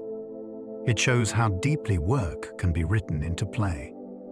Sighthound puppies are built for speed before they look graceful. A young sighthound may seem all legs, angles, and awkward acceleration. Breeds in this group were shaped to spot movement and chase across open ground, relying on vision and speed. Even as puppies, their bodies often hint at that future. Long limbs, deep chests, narrow waists, and flexible spines create the architecture for fast running. At first, however, the parts do not always cooperate smoothly. A puppy may sprint with sudden bursts, then trip, slide, or overshoot its target. Grace arrives later, when strength and coordination catch up with structure. This can make sighthound puppyhood especially striking. The design for speed is visible before the skill is complete. Kia is important because fast young dogs can push themselves hard in play. Safe spaces and sensible limits allow their athletic bodies to develop without unnecessary risk. In every clumsy dash, you can see the outline of an adult built to run like wind made physical. Scent hound puppies may follow smells with remarkable determination. A scent hound puppy can seem to disappear into a smell. The head drops, the ears swing low, and the rest of the world becomes less important. This determination comes from a long working history. Scent hounds were bred to follow odor trails across distance, often while thinking independently from humans. Their noses are not only sensitive, their minds are drawn toward the task of tracking. In a young puppy, this can show up during ordinary walks. A single patch of ground may become more fascinating than a toy, a voice, or the direction the person wants to go. This is not defiance in the human sense. It is a powerful motivation doing what it was designed to do. Training a scent hound often works best when that ability is respected. Games that use the nose can turn focus into cooperation. The puppy's persistence is a gift when given a safe path to follow. Water-dog puppies often inherit coats shaped for wet work. Some puppies are born into breeds whose coats were shaped by life around water. Curly, wavy, dense, or oily hair can help protect the skin, reduce chilling, and shed moisture during work in wet conditions. These coats appear in breeds developed for retrieving, fishing assistance, or other water-related tasks. In puppyhood, the full adult coat may not yet be present, but its beginnings are visible. The texture, thickness, and curl can hint at the job the ancestors once performed. Such coats need care because their very usefulness can also create grooming demands. Hair that insulates well may mat if neglected. A puppy must therefore learn early that brushing and handling are normal parts of life. The coat is more than appearance. It is equipment inherited from work. Each curl or wave belongs to a history of cold water, human partnership, and practical design carried forward into a young dog's soft body. Arctic breed puppies carry adaptations for cold from their ancestors. A fluffy northern puppy is not just wearing a beautiful coat. It may carry generations of adaptation to harsh climates. Breeds shaped in cold regions often have dense undercoats, protective outer hairs, compact ears, strong paws, and tails that can help cover the face during rest. These features helped ancestors conserve heat while traveling or sleeping in freezing conditions. In a modern home, the same traits can make the puppy look irresistibly plush, but they also have practical consequences. Heat tolerance may be lower. Seasonal shedding can be intense. Exercise may need careful planning in warm weather. The puppy is built with an inheritance from snow, wind, and long human partnerships in northern landscapes. Even while playing on the living room floor, its body tells a story of survival in cold. That ancient design deserves respect. The soft coat is not merely decoration. It is a record of climate, work, and endurance. Ancient puppies were buried with humans thousands of years ago. Long before modern collars, dog parks, and family photo albums, some young dogs were placed in human burial sites. This fact is deeply moving because burial is not an ordinary disposal of remains. It suggests attention, meaning, and perhaps affection. In several archaeological contexts, dogs appear close to people in ways that hint at companionship as well as utility. A puppy buried with care tells us that the relationship between humans and dogs reached into emotional life very early. These animals were not only useful guards or hunting partners. They could be treated as members of a shared social world. The young age makes the discovery even more striking. A puppy may not have lived long enough to work, yet it could still matter. In that act of burial, we glimpse a human response that feels familiar across time. The bond we feel today may have roots that reach far into prehistory. Archaeologists have found puppy remains suggesting early human affection. One famous ancient dog burial has drawn attention because the young animal appears to have survived serious illness for weeks before death.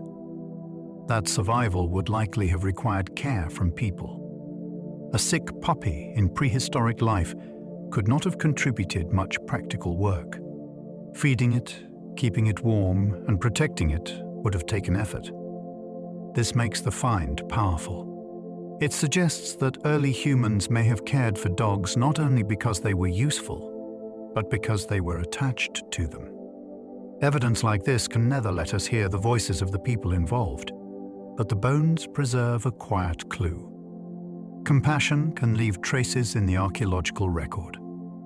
A small body, carefully buried, becomes a message across thousands of years. It tells us that the human-dog relationship may have included tenderness very early. The story of puppies is therefore not only biology, it is also one of the oldest emotional partnerships we know. Puppy domestication connects modern homes to ancient campfires. Every puppy sleeping in a kitchen or chasing a toy through a hallway belongs to a story that began in deep prehistory. The first steps toward domestication likely happened when certain wolves lived near human groups and gradually became less fearful. Camps offered scraps, warmth, and opportunity. Humans gained alert companions and eventually hunting partners. Over generations, the animals most comfortable around people changed in body and behavior. Their descendants became dogs. A modern puppy carries that history into ordinary domestic life. Its interest in people, its ability to bond, and its readiness to learn from human routines all connect back to those early relationships.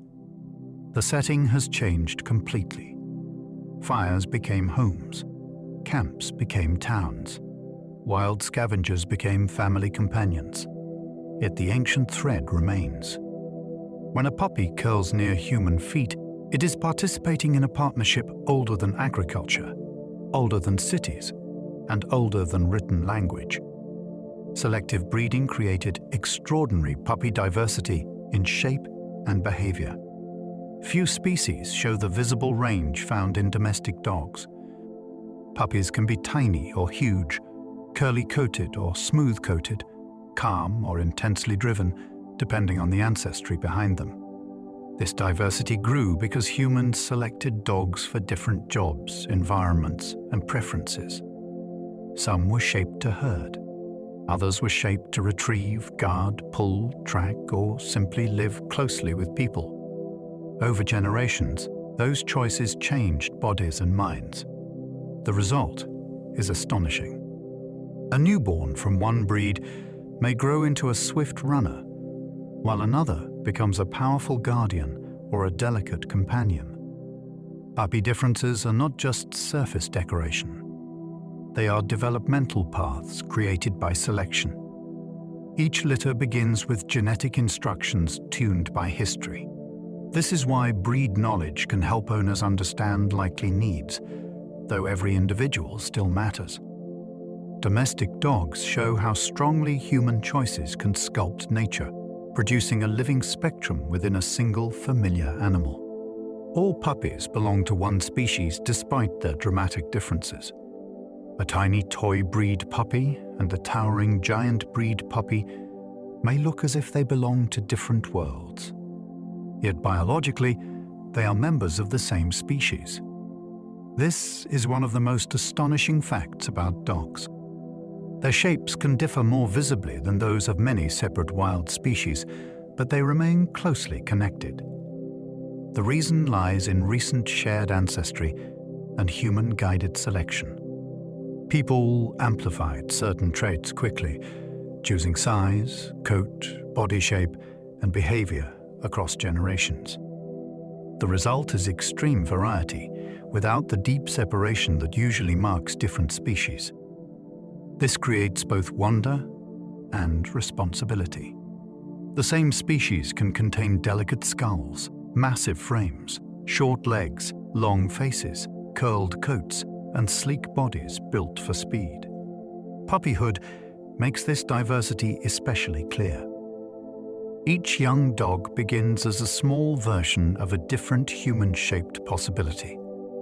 Beneath the variety, though, all dogs share a common biological identity. A Mastiff puppy and a Pomeranian puppy share close ancestry.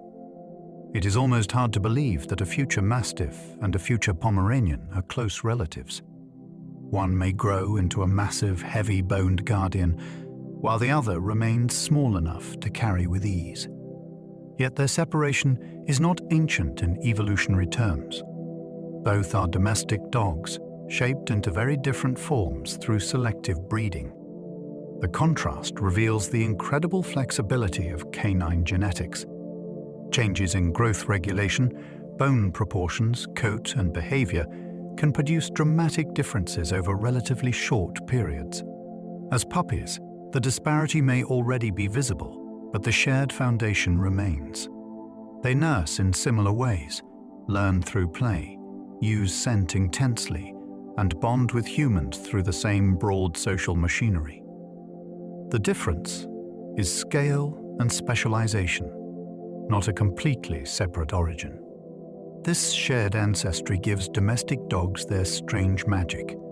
Within one species, human choice and natural variation created forms that can seem impossibly far apart, yet remain family. Puppy DNA carries instructions shaped by thousands of human choices. Inside every puppy is a set of genetic instructions inherited from countless generations. Some of those instructions were shaped by survival, but many were influenced by human preference. People chose dogs that could perform certain tasks, tolerate certain climates, or fit certain roles in daily life. Those choices left marks in DNA. Genes affecting size, coat type, ear shape, scenting ability, sociability, and energy levels all became part of breed histories. A puppy does not know any of this. It simply grows according to the information it carries. Yet the body that unfolds is a record of decisions made long before it was born.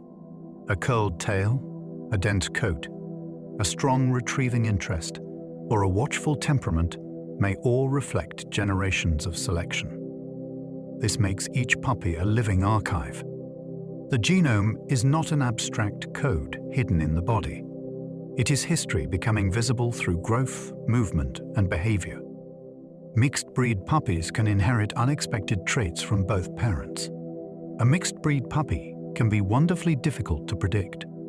Traits do not blend as neatly as paint. One parent may contribute coat texture, while another influences size, ear shape, or behavior. Some genes are dominant. Some are recessive. Some interact in ways that only become clear as the puppy grows. This is why a young mixed-breed dog may change dramatically over time. The paws, face, coat, and personality can reveal clues gradually, but certainty may remain elusive. Behavior can be just as surprising. A puppy might inherit a love of carrying objects, a strong nose, a quick herding style, or a relaxed companion temperament. Often the result is a unique combination that does not match any single breed description. This unpredictability is part of the fascination. A mixed-breed puppy is not a lesser version of something defined. It is its own genetic story, with ancestry expressing itself in unexpected and sometimes delightful ways. A puppy's gut microbes begin forming a living inner ecosystem. A puppy is not alone inside its own body. In the digestive tract, communities of bacteria and other microbes begin to establish themselves early in life. These tiny organisms help process food, interact with the immune system, and influence gut health. The first microbes may come from the mother, the environment, milk, food, and everything the puppy explores with its mouth. As diet changes, the microbial community changes too. This inner ecosystem is dynamic, especially during growth. It is one reason sudden food changes can upset a puppy's digestion. The gut is not just a tube for meals. It is a living habitat where microscopic partners help the body function. Scientists are still learning how deeply these communities affect development, resilience, and long-term health. The idea is remarkable. While a puppy learns the outside world through play and scent, another world is forming within, populated by life too small to see, but important enough to matter. Nutrition during puppyhood can influence lifelong health and development. Food in early life does more than fill a belly. It supplies the building materials for bone, muscle, organs, blood, skin, and brain development. The balance must fit the puppy's age, size, and growth pattern. Too little nutrition can slow development. Too much can create problems, especially in large breeds where excessive growth can strain the skeleton. Protein, fat, minerals, vitamins, and energy all need to arrive in appropriate amounts. This is why puppy diets are not simply smaller portions of adult food. They are designed for construction. Each meal contributes to the body being built that day. Nutrition also shapes digestion, immune readiness, and the ability to recover from ordinary stress. The effects may echo long after puppyhood ends. A healthy adult dog begins partly with choices made during those early months. Feeding a puppy is therefore not just routine care. It is participation in growth, with every bowl helping write the future body. Vaccines protect puppies while their own immune systems mature. A young puppy faces a tricky transition. Early protection from the mother fades over time, while the puppy's own immune defenses are still developing. Vaccines help bridge that vulnerable period by training the immune system to recognize dangerous diseases before real exposure occurs. This preparation can be life-saving. Illnesses such as parvovirus and distemper can be severe, especially in young dogs. The timing of vaccines matters because maternal antibodies can interfere at first, then decline. That is why puppies usually receive a series rather than a single early shot. Each dose helps increase the chance that the immune system responds strongly at the right moment. Until protection is reliable, careful management of exposure is important. This does not mean isolation from all learning. It means choosing safer environments and following veterinary guidance. Vaccination is one of the clearest examples of modern science protecting puppyhood. It gives a growing body a rehearsal before danger arrives. The science of puppies reveals how tenderness and evolution meet. A puppy can make people smile in an instant, but the reason goes far deeper than cuteness. In that small animal, biology, history, behavior, and human emotion come together. The soft body is growing through ancient developmental steps. The playful mind is rehearsing skills inherited from canine ancestors. The face draws care from human brains shaped to protect the young. The bond that forms between species is supported by chemistry, learning, and thousands of years of shared life. This is what makes puppies so endlessly fascinating. They are not simple symbols of sweetness. They are living crossroads where survival meets affection. Every wobble, gaze, nap, and game carries a piece of a much larger story. Science does not make them less wonderful. It makes them more so. When we understand the forces behind their charm, tenderness becomes richer. A puppy is not only something to love, it is evolution made small enough to hold. And so, we come to the end of our little journey through the science of puppies. We have seen how a helpless newborn begins life guided by warmth, scent, and touch. We have followed the first opening of the senses, the first uncertain steps, and the first playful signals that turn movement into meaning.